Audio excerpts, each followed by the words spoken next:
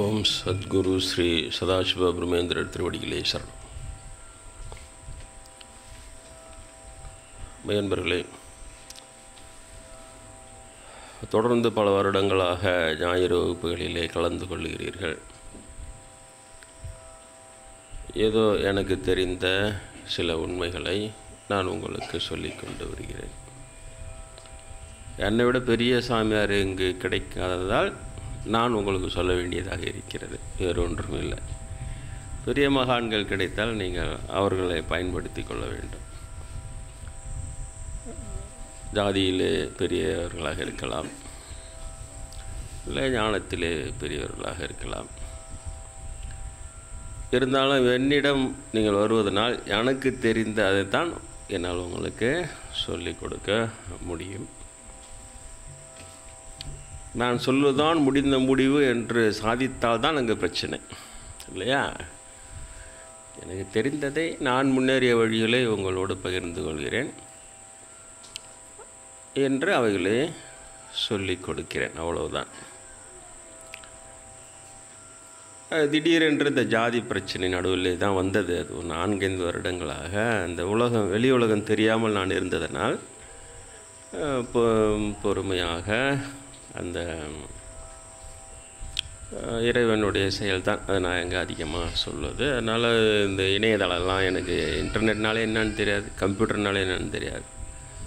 அதெல்லாம் சொல்லி கொடுத்து அதையெல்லாம் பார்த்த பிறகு தான் சரி இப்படியெல்லாம் இருக்கிறதே, ஒரு கடவுளை நோக்கி போவதற்கு பதிலாக அந்த சாதி சூழ்ச்சி தான் இந்து மதம் என்று எங்கே பார்த்தாலும் இப்படி பிரபலமாக இருக்கிறது. இதனால் திசை தப்பி போய்விடுவார்களே.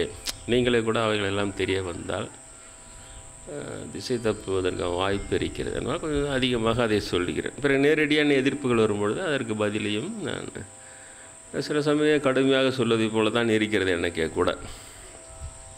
அதனால் அதையெல்லாம் சிறு தனித்து அதை சொல்லாமலும் இருக்கக்கூடாது. ஆனாலும் கொஞ்சம் அது கடுமையாக சொல்லாமல் அதை ஓரளவுக்கு புரிந்து கொள்கிற அளவிற்கு சொல்ல வேண்டும் என்று அதை சிறிது டைல்யூட் செய்து என்கிறார்களா, நீர்த்து போக வைத்து அளவாகத்தான் சொல்லுகிறேன். முடிந்தால் சிறிது நாளில் அதை பற்றி பேசாமலே இருக்கலாம் கூட என்று எனக்கு தோன்றுகிறது. ஏன்னா ரொம்ப நிம்மதியாக இருக்கேன், யாருக்கும் பிரச்சனை கிடையாது. வெள்ளைக்காரன் நம்மளெல்லாம் அடிமையாக வச்சுருக்கும்போது அப்போ இதே ஆர்பிஎஸ்எம் பாலத்தில் அதே கூலி வேலை தான் செஞ்சாங்க, அதே கூலி கொடுத்தா அவங்களுக்கு ஒன்றும் பிரச்சனையும் கிடையாது. வெள்ளைக்காரன் ஆண்டான்னா கருப்புக்காரன் ஆண்டான்னா இருந்தாங்க. பிரச்சனையே நகரத்தில் வாழற உயர்குடி மக்களுக்கு தான் பிரச்சனையே வந்தது. அதனால் காந்தி போராடினார். அவர் பின்னால் ஜனங்கள்லாம் போய் போராடி ஜெயிச்சு கொடுத்துட்டு திரும்ப எல்லாத்தையும் அவங்க கையில் ஒப்படைச்சிட்டு அது இன்றைக்கும் களை எடுத்துக்கின்னு அப்படின்னா வேலையை பார்த்துருந்தார். இல்லையா? இப்படி வந்தது தான் அந்த பழமொழி. ராமர் ஆண்டான்னா ராவணன் ஆண்டான்னா இப்படி தான் அவங்க வயிற்ற போட்டு அவங்க பார்க்கணும். அந்த மாதிரி உங்கள் பிரச்சனை கிடையாது பெரும்பாலும். போது என் போன்ற சிறுபான்மையினர், நான் பிராமின் சாமியார்கள் சிறுபான்மையினர் ஆக்சுவலாக. ஏன்னா பிராமணர்களுக்குன்னு அவங்க பெரிய பெரிய வலிமையான இயக்கங்கள், மடங்கள், மடாதிபதிகள், அவங்கள பாதுகாக்கிற பெரிய அரசியல் தலைவர்கள், அமைச்சர்கள் எல்லாம் இருக்கிறாங்க. இது பிராமணர்களுக்கு அது பாதுகாப்பாக இருக்குது. நான் பிராமின் வந்துட்டால் நாத்திகம் பேசுகிறான், பிராமணை திட்டுறது, கடவுள் இல்லைன்றது அந்த குரூப் தான் அதிகமாக இருக்குது. அப்போ இந்த ரெண்டுத்துக்கு நடுவில் இருக்கிற நான் பிராமின் சாமியார்னு பார்த்து அவங்களுடைய நிலைமை பார்த்தா அவங்க மைனாரிட்டி தான். அவங்களுக்கு சப்போர்ட்டுன்றதோ இதுவோ. ஏன்னா இவன் நாத்திகம் தான் பேசுகிறான். என்னது ராமரை கும்புற அப்படின்றான். இவங்கிட்ட போனாலும் நான் பிராமின் தான் 98%. ஆனால் அவங்ககிட்ட சப்போர்ட் கிடைக்காது. ஏன்னா நாத்திகம் தான் பேசுவான். ஒன்று திட்டு கடவுளை, அப்படி இல்லை பிராமணி சப்போர்ட் பண்ணு. இந்த ரெண்டுத்துக்கு நடுவில் இருக்கிற சாமியாரங்களுக்கு மைனாரிட்டி மாதிரி தான் ஒரு சப்போர்ட்டுன்றது கிடைக்கிறது சமுதாயத்தில் ரொம்ப கஷ்டம். அவங்கள சப்போர்ட் பண்ண மாட்டாங்க. அதனால் ஒரு ஜாக்கிரதையாக அடி எடுத்து வைக்க வேண்டியதாக இருக்கிறது. ஏன்னா அடி எடுத்து அதில் அடி தடி எல்லாம் அதில் வந்துடுது. அதெல்லாம் வேறு நம்ம தாங்க பிடிக்கணுமே அதெல்லாம். அதனால் கொஞ்சம் அது சொல்ல வேண்டியதாக தான் இருக்கிறது. வல்லார் போன்றவர்கள் ஒதுங்கிட்டாங்க சுத்தமாக. பெரிய புட்சாலிங்க தான் அவங்க. நானே ரொம்ப லேட்டாக தான் புரிஞ்சுக்கினேன் அதெல்லாம். வள்ளலார் குரூப்லேருந்து சொல்லும் போதெல்லாம் நானே அவங்கள கண்டிப்பேன், எதுக்கு இவங்க இதெல்லாம் அதிகமாக பேசுகிறாங்க, எல்லா சாமியும் ஒரு சாமி தானே. அப்புறம் போ புரியுது வள்ளல் பெருமான். எனக்கு அது ஒரு சந்தேகம் இருக்குது. எப்பவுமே ஒரு மகான் சமாதியானால் அதை சுற்றிலும் அவருடைய எண்ணம் தான் பரவி இருக்கும். அப்போ வள்ளலாருக்கு இவ்வளோ பிராமணர் மேலே இவ்வளோ கடுமையான எண்ணம் இருந்தது பொழுது, அதனால தான் இவங்கெல்லாம் இப்படி இருக்கிறாங்களோன்னு பார்த்தேன். அது இப்போ கொஞ்சம் கொஞ்சமாக எண்ணெய் அந்த இடத்துல தள்ளியும் போகிறாங்க. போகும்போது பார்க்கும்போது சரியா இப்போவே நம்மளால் இவ்வளோ சமாளிக்க முடியல 21ஆம் நூற்றாண்டில். அவங்களுக்கு அது தெரில. அது அவங்க ரொம்ப ஒரு தத்துணுண்டு தான்ன்றாங்க. காந்தியே சுட்டா கூட கோட்ஸே டுப்புன்னு சுட்டுட்டா, இன்னும் 3 குண்டில் சுட்டான் அவள் தானே. ஏன்னா அவன் பிராமின், அவன் பிராமின் சுட்டு தொட்ட இன்னும் கோட்ஸே நான் சுட்டான், அதில் பெரிய விஷயமா அப்படியே ஆக்கிட்டாங்க. அவ்வளோ சிம்பிளாகிட்டாங்க. காந்தி பாராட்டில் போயிட்டு வாழ்க்கை பூரா தியாகம் பண்ணி அவர் எப்படியே இருந்திருக்கலாம். சுதந்திர போராடி இவ்வளோ பண்ணது இந்த அந்த வெப்சைட்டில் சொல்கிறேன். வெப்சைட்லாம் போய் பேசணும்னா இந்த கம்ப்ளீட்டாக இந்த பிராமின்ஸ் உள்ள நுழைஞ்சு கோட்ஸேவோட வாக்குமூலத்தெல்லாம் எல்லா மொழிபெயர்ப்பு நான் ஆங்கில இதில் இருக்கும்போது ஆங்கிலத்தில் கொடுத்துருந்தாங்க. அப்புறம் தமிழ் போகிறதும் தமிழில் மொழியாக்கம் பண்ணி வெளியிடுறான். அப்போ இதே மாதிரி தானே குஜராத்தி பெங்காலி எல்லாத்துலேயும் மொழிபெயர்ப்பு. அப்போ எவ்வளோ சீரியஸாக வேலை செய்கிறானுங்க பாரு. அந்த ஒரு கோட்ஸே அவன் சுட்டு கொண்டுட்டான். ஆனால் அவனுக்கு கெட்ட பேர் வரக்கூடாது. அவன் பிராமினாக இருக்க தொட்டு அந்த பிராமினை காட்ட மாட்டான் நம்ம ஆளுங்கிட்ட. நம்ம ஆளுங்களுக்கு கம்முன்னு அதை கோட்ஸேன்னு மட்டும் போகிறான். அப்புறம் நான் உள்ள பூந்து அவன் பிராமின் அவங்க நோக்கமே அந்த 2000 ஆண்டுகளாக எஸ்சி எஸ்டியை கோயில் உள்ள விடாமல் வச்சுருந்தான். அது காந்தி உடைச்சி ஹரிஜனங்கள்னு பேர் வச்சவர் காந்தி தான். ராமானுஜாச்சாரியார் திருக்குளத்தார்னு பேர் வச்சார் ஹரிஜனங்களுக்கு. ஆனாலும் அது அவ்வளோவா எடுபடலை. இன்றைக்கி யார் திருக்குளத்தார்னு சொல்கிறாங்க. அப்புறம் காந்தியடிகள் நாடு பூரா சுற்றி அவர் இது ராமானுஜர் திருக்குளத்தார்னு பேர் வச்சு அதை இந்தியில் மொழிபெயர்க்கும் போது திருக்குளத்தார் ஹரியினுடைய ஜனங்கள் அதுக்குன்னு சொன்னாங்க. அதனால் ஹரிஜனன் அவர் வச்ச பேர், காந்தியடிகள் வச்ச பேர். அதுக்கு பிறகு கோயிலில் விடமாட்டாங்கன்றது இது ரொம்ப தப்பு. அதனால் அவங்களுக்காக கோயில் நுழைவு போராட்டம் பண்ணார். பெரியார்லாம் அதில் தான் பிரபலமானாங்க. வைக்கம்லெல்லாம் போராடி இவ்வளவு தூரம் பண்ண தொட்டு இது பிராமணால் ஜீரணிக்க முடியுமா? இப்போவே நான் உங்களுக்கு நிறைய விஷயம் ஓப்பனாக சொல்லிட்டேன். எவ்வளோ பெரிய பூர்வ ஜென்மனியில் இந்த பிறவியில் அடக்கமாக தான் சொல்லிக்கிறேன். ஆஞ்சநேயர் ராமநாம உபதேசம் பண்ணலாம் சாதாரண விஷயம் கிடையாது. இயேசுபிரான் சென்ட் பீட்டர்னு சொல்லிக்கிறேன். இதெல்லாம் சாதாரண விஷயம் கிடையாது. பெரிய இவ்வளவு இருக்கும் பொழுதே இந்த ஜாதி தவிர பிராமணர் செய்கிறாங்கன்னு போது பிராமணனுக்கு எழுந்து நீ அகந்தை ஆணவம் அப்படி இப்படின்றான் வெறியான். என்ன சிதம்பரத்தில் தமிழர்கள் பூஜை செய்திருந்தார்கள். அதில் ஆரியர்கள் அங்கே தில்லைவனத்தில் தங்கினாங்கன்னு தெளிவாக புராணமே இருக்குது. அவங்க சிவனை பெருமாளை ஏற்றுக்க மாட்டோம், அவங்களாம் கடவுள் இல்லைன்னாங்க. அப்போ அவங்கள கும்பிட்டு இருந்தவங்க யார்? இவங்க வரத்துக்கு முன்னால் அந்த தமிழை தானே கும்பிட்டு. அதுக்கப்புறம் நடராஜர் அவங்களுக்கு புத்தி போட்டு அவங்க சிவனை கொல்வதற்காக ஏகிய ஆயுதங்கள் அதெல்லாம் அந்த மானு மழு அந்த இது எல்லாமே புலி ஆடையிலேருந்து முயல்கள்லேருந்து பிராமணர்கள் சிவனை கொல்றதுக்கு ஏவன ஆகுது எல்லாத்தையும் ஜெயிச்சிட்டாரதோட வேறு வழி இல்லாமல் வணங்கினான். தெரியுதா? அப்படி வணங்கி அவங்க அதுக்கப்புறம் அவன் பூஜை பண்ண அப்போல்லாம் பிராமணனை பற்றி தெரியாது. அவங்கள உள்ளே விட்டால் மெதுவாக உள்ளகிறவனை ஒண்டை வந்த பிடாரி ஊர் பிடாரியை விரட்டிட்டு அது கேப்சர் பண்ணிக்கும். அதுக்கப்புறம் அதுக்கிட்டேருந்து வர முதல் வாயில் போனவங்க பிராமின் கையில் போனதும் ஒன்று தான் திரும்பி வராது.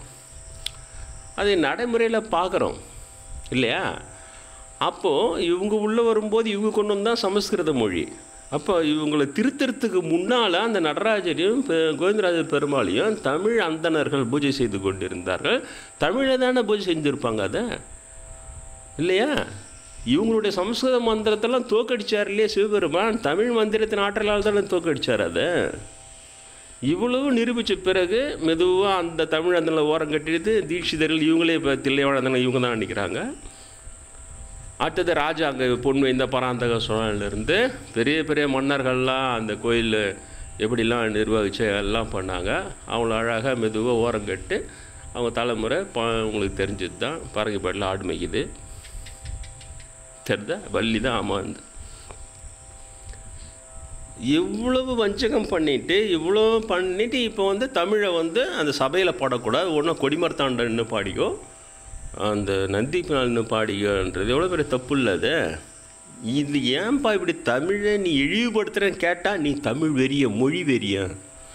இது கேட்டால் மொழி வெறினா இது எப்படின்னா, இந்த ஆங்கிலேயனை அடிமைப்படுத்தி வச்சுருந்தால அந்த அடிமைக்கு எதிர்த்து எங்களுக்கு விடுதலை வேணும் போராடினவங்களாம் அவன் வந்து நம்ம தான் விடுதலை போராட்ட வீரர் நம்ம தான் சொல்கிறோம். ஆனால் அவன் வந்து எல்லாரையும் பயங்கரவாதிகள் தீவிரவாதிகள் தான் பேர் வச்சுருந்தான். டெரரிஸ்ட்னு சொல்லிட்டான் இவங்களெல்லாம். சவுத் ஆஃப்ரிக்காலும் சரி இங்கேயும் சரி இவங்கெல்லாம் அப்போ நம்ம ஆளுகளை மேஜர் இவங்க தான். இந்த பிராமின் குரூப்பு எப்போவுமே யார் கை ஓங்கிறதோ அவங்களுக்கு சப்போர்ட் பண்ணும். ஆனால் பிரிட்டிஷ் கூட சேர்ந்துன்னு இவங்களே என்னத்துக்கு சுதந்திரம்லாம் நம்மளுக்கு, அவன் ஆட்சி செய்கிறான் நல்லா தான் ஆட்சி செய்கிறான் அப்படியே ஆட்சி செய்கிறான் அப்படின்னு சொன்னான். முஸ்லீம் வந்து ஆட்சி செய்யும்போது கூட சரி அந்த முஸ்லீம் ராஜா அந்த பிராமின் சுற்றின்னு இருப்பானு. உடனே அவனை ப்ரைஸ் பண்ணி பேசுது. அவுரங்கசீப்பின் ஆவதியிலே 9 பிராமணர்கள் இருந்தார்கள், அவங்க தான் அவருக்கு ஆலோசகர்கள். யார் வந்து இருக்கோ இது மாதிரி இவங்க பச்சவந்தி தானே நல்லா தெரியுது. இவ்வளோ ஒரு மோசமான ஜாதி போய் அவங்க செய்கிற தமிழ், நான் இந்த அளவுக்கு பேசக்கூட அரசியல்வாதி பேர் பேசுகிறேன் இப்போ. ஆனால் வேறு வழி இல்லை. அவங்க நம்மளை எப்படி திருப்புறாங்கன்னா, நான் அந்த மொழியை வந்து இழிவுபடுத்தாதேன்னு சொன்னால், நீ சமஸ்கிருதத்தில் நீ வானான்னா தான் மொழி, சமஸ்கிருதத்தில் நீ பூஜை பண்ணக்கூடாது. நீ வந்து தொலைஞ்ச நாடே கேட்டு குடிசேர போச்சு, எல்லோரும் ஜாதியாக பிரித்து ஒரு வழி ஆகிட்டான். இன்னும் ஜனங்க ஒற்றுமையாகவே முடியல இன்னி வரைக்கும். சரிதான், மொத்த இந்திய நாடும். ரஷ்யாவில் பகவத்கீதை நான் பெரிய புரட்சி காமிச்சான். அவனுக்கு பகவத்கீதை உள்ளே விட்டால் நம்மளெல்லாம் ஜாதியாக பிரித்து எல்லோரும் அடிச்சுக்க வச்சுடுவான். க்ளீனாக அவன் கண்டுபிடிச்சி வச்சுக்கிறான். விடாத பகவத்கீதை உள்ள. ஏன்னா அதில் 4 ஜாதியில் நானே படைத்தேன்னு வரி இவன் தான், இவன் சொல்லுவன் தான், கிருஷ்ணர் சொல்லலை. ஆனால் இருக்குது அது பகவத்கீதை பரப்ப அதை பரப்பிட்டுனா அந்த 4 ஜாதி யாரா 4 ஜாதி 4000 ஜாதியாக இன்றைக்கி இருக்குது இந்தியாவில் பார்க்குறோம். யாராலும் ஒன்று உடையார் கவுண்டர் ஒருத்தர் பொண்ணு கொடுத்துரு பொண்ணு வாங்குறதுக்கு இப்போ யோசிக்கிறான். உடையாரா கவுண்டரா முதல்லையா ஈக்குவல் கேஸ்ட்டு, அதில் யார் வசதியாது ஒன்றுமே செய்ய முடியல. இதுக்கே உன்னப்படி என்ன பிடிக்குது. ரஷ்யாக்காரன் புட்சாலியா, ரஷ்யாவில் இருக்கிறவனுங்க அவன் சொல்லிட்டான், நீங்கள் இருக்கிற சண்டையே போதும், இங்கே கீதை வேறு உள்ளே விட்டா ஜாதி ஜாதியாக பிரித்து வீணாகிடுவானுங்க. பிரிச்சுட்டா அதில் டாப்பில் இவன் ஹெட்டில் இவன் உட்காந்துப்பான். இவன் தான் நாங்கள் தான் டாப்பு நம்பர் 1 சரியாக போயிடுச்சு. இதுவே இன்னும் மாளலை. இந்த கொடுமையே இன்னும் சமாளிக்க முடியல, எப்போ சால்வ் பண்ணுறதுன்னு தெரில. இதில் இதை வேறு இந்த மாதிரி தமிழ் அங்கே ஏன்ப்பா அப்படி வரதுக்கு முன்னால் தமிழில் தானே பூஜை பண்ணி தான். அதுவும் இல்லாமல் அந்த 6ஆம் நூற்றாண்டில் இந்து மதம் அழிஞ்சே போச்சு. அப்போ சம்பந்தர் தான் வந்து சைவம் தழைத்தாண்டி ஞான சம்பந்தம் வந்தாங்க. சம்பந்தரம் அப்புறம் சேர்ந்து இல்லையா, கற்றுணை பூட்டியோர் கடலின் பாய்ச்சின்னு மற்றுணையாவது நமச்சிவாய்வன் தமிழில் பாடி அந்த கல்லு மேந்து வருது இல்லையா. மாசில் வீணையும் மாலை மதியமும் வீசு தென்றலும் வீங்கில வேணியிலும் மூசு வண்டரை பொய்கையும் போன்றதே ஈசன் எந்த நினைடை நிழலன் பாடுறார். தமிழில் பாடினார். 7 நாள் சுண்ணாம்பு கால் வச்சு சுட்டா கூட குழு குழுன்னு வெளில வந்தார். தமிழில் பாடி அதுக்கு பிறகு எல்லா இந்து மதத்தெல்லாம் மீட்டி இவங்க கையில் கொடுத்த உடனே டக்குனு இன்றைக்கி அந்த தமிழை சபையில் பாடக்கூடாது, நந்தி நாள் தான் பாடணும். அது வந்து 2வது மொழி தான், சமஸ்கிருதம் தான். இதெல்லாம் பண்ணுறீங்க ஏன்ப்பா இப்படி பண்ணு கேட்டால் இங்கே இருக்கிற லோக்கல் பிராமின் என்ன சொல்கிறான், என்னதான் நீ மொழி வெறியா, நீ இது வந்து மொழி வெறியா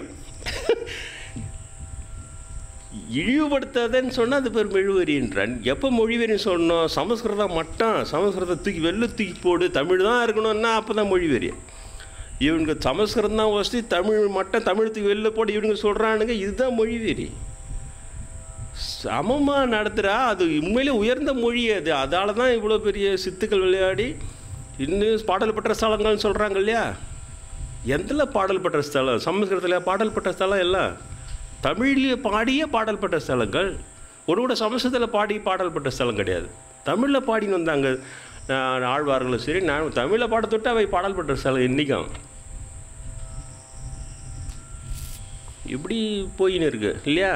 அதனால் கொஞ்சம் சொல்ல வேண்டியதாக இருக்குது. இந்த மாதிரி இவனுக்கு பண்ணுற அநியாயத்தை பண்ணிவிட்டு ஏன்டா அநியாயம் பண்ணுற எழுத்து கேட்டால் ஏன் அநியாயமாக எதிர்க்கிற இப்படி அது அநியாயன்ற பேர் அவமளத்துக்கு போடுறோம். அது மாதிரி அகந்தைன்றதுக்கும் ஆணவன்றதுக்கும் தனியாக பல அர்த்தங்கள் இருக்குது. இது பிராமணர்கள் முடிவு செய்யும்போது கண்டிப்பாக தப்பாக தான் இருக்கும். தயவுசெய்து திரும்ப உங்களை கையெடுத்து கேட்டுக்கிறேன். பிராமணர்கள் சொல்கிற நீதி நியாயம், அவங்க சொல்கிற கூற்றை சுத்தமாக தள்ளிவிடுங்கள். வரலாறுக்கு அப்புறம் நான் இந்த ஏரியாவில் நான் சொல்கிறேன், சுத்தமாக புறம் தள்ளி விடுங்கள். அவங்க சொல்கிற நியாயத்தை நீங்கள் காது கொடுத்து கேட்டால் கூட சரி. அந்த ஜைன மதங்கள் ஓடினாங்கள்ல காதால் கேட்டால் கண்ணால் பார்த்தா கண்டு முட்டு காதால் கேட்டால். இப்போ நான் சொல்கிறேன், இந்த பிராமணர்கள் சொல்கிற இந்த சனாதன தர்ம பிரசங்கத்தையும் அவங்க கொடுக்குற விளக்கத்தையும் நீங்கள் காதால் கேட்டால் கண்டிப்பாக காது முட்டு வரும், காதால் கேட்டால் பாவம் கண்டிப்பாக உங்களுக்கு வரும். ஏன்னா அவனுக்கு 1-2 பையாக இருந்தால் அந்த 1-2 பைய வரைக்கும் நம்ம இழுத்து போட்டு விளக்கம் சொல்லி கிளியர் பண்ணலாமா தவிர, அவனுங்க பேசுறது எல்லாமே பொய்யா இருக்குது. அந்த புழு குட்டையில் ஊறின மட்டைங்களாக எழுந்து பேச விட்டு நீங்கள் தான் ஜாக்கிரதையாக இருக்கணும். அவங்க தோலையும் அவங்க பேசுகிற அந்த சமஸ்கிருதம் கலந்த பாஷை அதை அப்படியே அட்ராக்டிவாக பேசுறதை பார்த்து மயங்காதீங்க. இதான் நான் அவங்ககிட்ட கேட்டுக்கிறேன், வேறு வழி கிடையாது. அப்படி மயங்கும் போது உங்களுக்கு ஒன்றும் பெரிய லாஸ்லாம் கிடையாது. ஆனால் என்னை போன்ற வள்ளலாரை போன்ற 4 சாமியார்கள் இன்னும் வள்ளலார் கையை விட்டு போயிட்டார், தனி சமயமாக மாற்றிட்டு ஜோதி சமயமாக்கி எடுத்துன்னு போயிட்டார். அவர் வம்படிச்சு பார்த்து முடியாதான்னு போயிட்டுக்கிறார் அவர். இப்போ தான் எனக்கு புரியுது எவ்வளோ உள்ள நொந்திருந்தால் அந்த வள்ளலார் அவரோட மென்மையாக இருக்கிறாங்க. சுத்தமாக தூக்கி போட்டு எல்லாத்தையும் கைவிடுங்கன்னு சொன்னார். 5 திருமுறையும் கூட கைவிடுங்கன்னு சொன்னார். 5 திருமுறை சைவத்தி மேலே எவ்வளோப்பட்ட இது. வடிவடி நாயகி நேராக வந்து சோறு போடுறாங்க அவருக்கு, கைவிடுன்னார். ஏன்னா இப்போ எனக்கு புரியுது ஏன் ரொம்ப டேஞ்சர் இது. ஏன் இந்த சாமி எல்லாம் இவனுக்கு தான் பூஜை பண்ணிக்கிறானுங்க, பிராமினுக்கு தான். ஒரு சமயம் இல்லாமல் ஒரு சாமியும் இந்த பிராமினுங்க சொல்கிறத சாமியை கேட்டுச்சுன்னா என்ன செய்யுது, அந்த பயம் வந்துட்டு இருக்குது அவருக்கு. ஏன்னா இவனுக்கு தான் பூஜை பண்ணிக்கிறானுங்க கோயிலில் எல்லாம். அதனால தான் அவர் சிந்தித்து பெரிய புத்திசாலியான முடிவு எடுக்கிறார். ஆனால் தன் முடிவாக இருக்கக்கூடாதுன்னு தொட்டு இறைவனிடம் கேட்குறாரு, எனக்கென்று தனி சமயம் வேண்டும், எனக்கென்று தனி மந்திரம் வேண்டும், மந்திரம் சொல்லுங்களா. அப்போ தான் ஒரு மகாமந்திரம் இறைவன் சொன்ன மந்திரம். அது இவராக சிந்தித்து இவர் புத்தியில் சரி ஒரு மந்திரம் உருவாக்கணும், அப்படி உருவாக்கலை. இறைவனிடம் கேட்டதுக்கு அவர் வள்ளலாருக்குன்னு மந்திரத்தை அவரோடு உருவாக்கி தந்தார். அதுதான் அந்த அருட்பெரும் ஜோதி தனிப்பெருங்கருணை அருட்பெரும் ஜோதி. இது மகாமந்திரம்னு சொல்லி எல்லா மந்திரத்தோடு பேருந்து தமிழில் சுத்தமான தமிழில் கொடுத்தார். இப்போ புரியுது எனக்கு வள்ளலார் எவ்வளோ மன வேதனைப்பட்டிருந்தா. இந்த பிராமணிக்கு எவ்வளோ ஒரு அந்த மென்டல் டார்ச்சர் பண்ணுவான். இப்படி ஒரு அநீதியே ஏன்பா அநீதி செய்கிறேன்னா அவன் கேட்குறவன அநீதிக்காரன்ட்டுருவான் டகார்னு. அவனை பார்த்து நீ அநியாயம் இப்படி அநியாயமாக எங்களை எதிர்க்கிறான்ட்டுவான். அப்படியே இவனுக்கு சரி அநியாயத்தை எடுத்தா அது அநியாயமாக நீ எதிர்க்கிறான்ட்டுருவான். இது ஜனங்கள் கேட்குறதுக்கு அப்படி தான் போகுதுன்ற மாதிரி இருக்கும். அந்த மாதிரி குரூப் அது ஒருத்தர் 2 பேரில் எல்லாம் ஒரே மாதிரி இருக்கிறாங்க கரெக்டாக. இவங்க அப்படின்னா அவனா பண்ணுறான் அவ்வளோதான் ஒன்றா சேர்ந்துறேன். இதனால் இதில் மாலாதி உங்கள் கையில் அப்படின்ட்டு எனக்கு என்னென்னா வம்படிச்சு பார்க்கலாம் அப்படின்னு ஏன்னா இவ்வளோ தூரம் அருள் செய்த அம்பாள் நேரடியாக நமக்கு அருள் செஞ்சுருக்காங்க. ஆஞ்சநேயர், ராமபிரான், சிவபெருமான், ஒருத்தவங்க 2 பேர் இல்லையா, இயேசு பிரான்லேருந்து எல்லாரும் அருள் செய்கிறான். போன வாட்டி கூட சொன்னால் எப்படி அந்த ஸ்ரீமுஷ்ணம் பெருமாள் தாயாரம்மனை எப்படி எனக்கு அனுகிரகம் பண்ணாங்க இன்ன வரைக்கும் புரியல. நான் இவ்வளோ வருஷங்கள் ஃபஸ்ட் டைம் அவள் தான் இப்போ தான் போனேன். நான் 15 வயசில் தான் போனேன். ஆனால் அப்போ நான் சாமியோடைய கிளாஸில் முதல்ல எடுத்தோடனே சாமி சொன்ன அதே வார்த்தையை அங்கே இருக்கிற பெருமாள் சொன்னேன். ஆச்சரியமாக இருந்தது. சாமி சொன்ன மாதிரி அவரும் சொன்னார், இங்கே தான் இருக்கிறியா, உன்னை எங்கெல்லாம் தேடிட்டு இருந்தேன் அதான் சொன்னார். என்னடா இது பெருமாள் சொல்கிறாரு வராக. அப்போ வராக பெருமாளுக்கும் நமக்கு இப்போது என்ன ஏதோ ஒரு ஜென்மத்தில் ஏதோ ஒரு தொடர்பு இருந்திருக்குது. இல்லைனா அவர் ஏன் உன்னை எங்கெல்லாம் தேடின்னு இருந்தால் நீங்கள் தான் இருக்கிறியா, எவ்வளோ நாள் ஆச்சு வந்து என்னை பகிர்ந்துக்கின்றாரு. நான் எதிர்பார்க்கவே இல்லை. இது சைக்காலஜி இப்போ கிடையாது இல்லையா, இப்போ எனக்கு க்ளீனாக புரியும் இல்லையா, எது வந்து ஆட்டோ சஜஷன், எது நம்முடைய சப்கான்ஷியஸ் மைண்டோட, எது பெருமாள் பேசுறது அம்பாள் பேசுறது, அது எனக்கு இப்போ தெரியும். ரொம்ப ஸ்தம்பிதமாக இருந்தது எனக்கு. நான் எதிர்பார்க்கவே இல்லை. அதனால் அது ஒரு பெரிய விஷயம். அதனால தான் இவங்களை இன்னும் விடாமல் இவங்களையும் சேர்த்து இவர்களோட துணையோடாவது பிராமினில் ஒழிக்கணும்லாம் இன்னை வரைக்கும் அந்த மாதிரி இல்லை. ஏன்னா குருநாதரே பிராமின் கம்யூனிட்டியில் இருக்கிறவர், அவர் தான் தெளிவுபடுத்துகிறார் ஜாதி இல்லைன்றதும். பயிற்சி கொடுத்து ஞானானுபூதியும் வர வச்சு ஆசீர்வாதம் பண்ணி அனுப்பியிருக்கிறதும் அவர் தான்.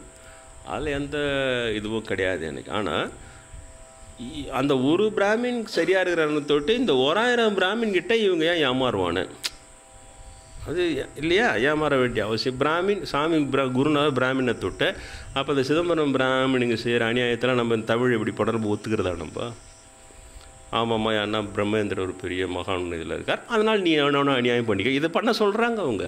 இப்படி தான் இருக்கணுன்றாங்க. இவரை காட்டி காட்டி அப்படி பண்ணுறாங்க. இவர் இவ்வளோ பெரிய மகான், அதனால் அந்த அநியாயத்தை அப்படி நீ கண்டுக்கூடாது. இவர் இவ்வளோ பெரிய அதனால் அந்த அநியாயத்தை நீ அப்படியே கண்டுக்கூடாது. இப்படி போகிறான். அவங்களே ஒரு கேடயமாக்கி எடுத்துகிட்டு போகிறான். இது எப்படி உங்களுக்கு புரிய வைக்கணும் இல்லையா? உங்களுக்கு ஏன் புரிய வைக்கணும்னா உங்களுக்காக மட்டும் இல்லை, பின்னால் என் போன்று வருகிற நான் பிராமின் சாமியார்கள் ரொம்ப ரொம்ப துன்பப்படுவாங்க இவங்களால். அப்போ அவங்களுக்கு உங்ககிட்டருந்து ஒரு சப்போர்ட் வேணும் குறைஞ்சது. இல்லைன்னா அவங்க எல்லாமே வல்லார் மாதிரி ஓடி ஒழிஞ்சு அவங்க பான் தனி அறையிலேருந்து பூட்டிக்கின்னு ஜோதியை கலந்து போயினே இருந்துருவாங்க, அவ்வளோதான். திரும்ப இதே பிராமின் கூடுற உடான்ஸுக்கெல்லாம் நீங்கள் இதுதான் சமயம் போது, இதுதான் உண்மை போகுதுன்னு சுவாகா போட்டு எத்தினி ராஜாங்க காணாமல் போனாங்க, நம்ம பார்த்தோம் இல்லையா? நீங்களும் அதே மாதிரி கொஞ்சம் வசதி வந்தோடனே ஒரு சுவாகா போடுப்பா எங்கள் வீட்டுக்கு வந்து சுவாகா, அதுதான் 2ஆவது தலைமுறை சுவாகா, 3ஆவது தலைமுறை சுவாகா. உங்களுக்கும் அதான் நல்லது. அதுக்காக தான் சொல்ல வரேன், உங்களுக்கும் இவர்களிடமிருந்து விலகி இருப்பதான் இப்பயாவது நீங்கள் விழித்து கொள்ள வேண்டும். இதில் ஒரு பெரிய வேடிக்கை நான் பார்த்துட்டேன். இந்த சுவாகா போட்ட ராஜாங்க குடும்பம்லாம் இப்படி ஆடு மேய்க்குது, வால்நூரில் குளியேறி விட்டுது, அங்கங்கே பீஸ் பீஸாக போச்சு. இந்த நாத்திகம் பேசுகிற அரசியல்வாதிங்கிறனால அவனுக்கு பார்த்து 8 தலைமுறைக்கு சொத்து வச்சுக்கிறான். சாமி இல்லைன்ற இந்த இவங்களுக்கு தான் ஆசீர்வாதமே. பார்த்து பெரிய பெரிய உலக பணக்காரன் இவன் தான்றான். இதுவே எனக்கு ஒரு பெரிய கேள்விக்குரியனாடா இது. யாக வளர்த்த யஜ்ஞம் வளர்த்தாதான்னா சாமி இல்லை அப்படின்றவங்களுக்கு இவ்வளோ ஆசீர்வாதம் இருக்குது. எப்படி அது அப்போ எங்கேயோ இடிக்குது இல்லையா? நம்ம இது பண்ணுறதெல்லாம் வேறே ஆகுது, இவங்க இதெல்லாம் வேறையாக இருக்குது. அவன் மந்திரம் பழிக்குது, அவனால் ஆசீர்வாதம்னா அவனை விட பணக்காரனாலடா நீ இருக்கிற. நீ அவனை கூப்பிட்டு சுவாகா போட வைக்கிறிய, அந்த மந்திரத்தை வச்சு அவன் உன்னை விட பணக்காரனாலாம் இருக்கணும். அது யோசிக்க விட அந்த பணக்காரங்க இல்லை. அப்புறம் எப்படி இந்த உண்மை தெரிஞ்சா பிராமின் பணக்காரனே பிராமினை கூப்பிட்டு யாகம் பண்ண மாட்டான். இது உண்மை அவங்களுக்கே தெரியல. அந்த உண்மையை எடுத்து சொல்லி மனமது செம்மையானால் தான் மந்திர செம்மையாகும்னு திருமூல சொல்லிக்கிறது. பிராமினுக்கே எடுத்து சொல்லிட்டாலே ஆஹா. இப்போ ஒரு ஏழை பிராமணன் வந்து நம்ம பணக்கார பிராமணன் வீட்டில் ஏதோ ஒரு மகாகணபதி யோகமோ இல்லை ஒரு ஆயுஷ் யோகமோ ஏதோ பண்ணுறான். ஏன்னா இப்போ யாரும் அசுவமேத யாகம் ராஜசூயாகலாம் இவ்வளோ பண்ணுறதில்ல. அவன் பெரிய பெரிய ராஜாலாம் பண்ணி அவன் காணாமல் போயிட்டான். அவன் இந்திரனை போட்டால் சந்திரனை போட்டான்றது நான் ரொம்ப டீசெண்டாக. அவன் இந்திர பதவி சந்திரன பதவி போயிட்டானுங்க. இப்போ யாருக்கும் அது மேலே அவ்வளோ பெரிய ஆசைலாம் இல்லை. ஆனால் சின்ன ஆயுஷம் பண்ணினா கொஞ்சம் நம்ம இன்னும் கொஞ்சம் நல்லா ரொம்ப நாள் இருக்கலாம் என்ன. அப்புறம் அந்த ஹோமம் இந்த ஹோமம் பண்ணிங்கன்னா ஒரு வசதியாக பணக்காரனாக இருக்கலாம். இப்போ இந்த பிராமின் பணக்காரங்களாம் பிராமின் பணக்காரன் ஆகிட்டாங்க. முன்னெல்லாம் பிராமின்னா உஞ்சவருத்தி செஞ்சு சாப்பிட்டா தான் பிராமின். உஞ்சவருத்தி செய்து சாப்பிட்ணும் அந்த இதோடு இருந்தால் மட்டும்தான் அவங்க தான் பிராமின். மற்றவங்களாம் பிரஷ்டன்குன்னு பேர். இப்போல்லாம் அந்த மாதிரிலாம் இல்லவே இல்லை. அவங்களுக்கு சௌகரியமாக எப்படி ஒன்றா இருந்துக்கலாம், ஆனாலும் அவங்க பிராமின். அதுக்கிட்ட போவேண்ணா. அப்போ இந்த உண்மை தெரிஞ்ச பிராமின் பணக்காரங்களே பிராமினில் வச்சு யாகம் பண்ண மாட்டோம். உண்மை தெரிஞ்சிச்சுன்னா ஏன் அந்த ஏழை பிராமின் வந்து நம்ம ஜாதிக்காரா பெரிய வீடு கட்டி இவ்வளோ செல்வ செழிப்பாக இருக்கிறான்டா, சந்தோஷமாக இருக்கும். பிராமின் புத்தி தெரியும் தெரியுதா? ஒரு பிராமின் பணக்காரர் உண்மையிலேயே என்கிட்ட நல்ல எண்ணெய் வைத்திருந்தவர் வந்து என்கிட்ட சொல்லிட்டு போனார்.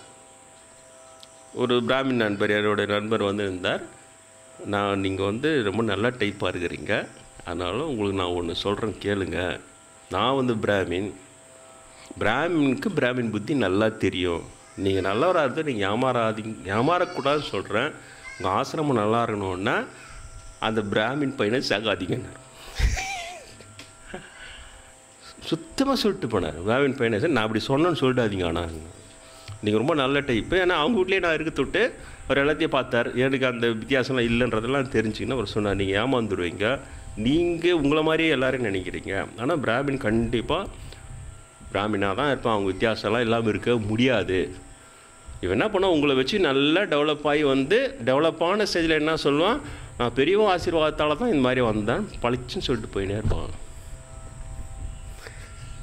அப்புறம் உங்ககிட்ட இருக்கிற மெத்தெல்லாம் கண்டுபிடிச்சி அவன் வேறு ஒரு பிராமின் சாமியாரை உங்களுக்கு போட்டியாக வளர்த்து உங்களுக்கு போட்டிக்கு எடுத்துன்னு வந்து கூட சான்சஸ் இருக்குதுன்னார். ஆனால் பாவம் அவர் அந்த மாதிரி இல்லை. இருந்தாலும் வேறு சில விஷயத்தில் பார்த்துட்டு அவரால் அதை ஓவர் கம் பண்ண முடியல. ஆனால் உண்மையில் சொல்லிட்டு போனார். அப்போ பிராமின் பற்றி இந்த அண்டர்ஸ்டாண்டிங் தான் வச்சுக்கிறாங்க. அவர் சொல்கிறார், பிராமின் வந்து நான் பிராமின் எப்படி 25 வருஷம் கூட உங்க கூட இருக்கட்டும், டகான்னு ஒரு பிராமின் வந்தோன்னா கப்புன்னு அவங்க பக்கம் சேர்ந்துக்கின்னு அவங்கள தான் டெவலப் பண்ண பார்ப்பான். அதனால் நீங்கள் தயவு செஞ்சு சொல்கிறேன், நானாவது பிராமின் டீசெண்டாக சொல்கிறேன். அவரு பச்சையாக சொன்னார் பாப்பாரப்பையன்னார். நான் அந்த வார்த்தையெல்லாம் யூஸ் பண்ணுறதில்ல. அது யாராவது போய் சாமிகிட்ட அப்படி சொல்லிட்டாங்களா என்னன்னு தெரில. அது ஏதோ லேசாக எனக்கு வந்துன்னுக்குது, ஏதோ நான் தப்பாக பேசின மாதிரி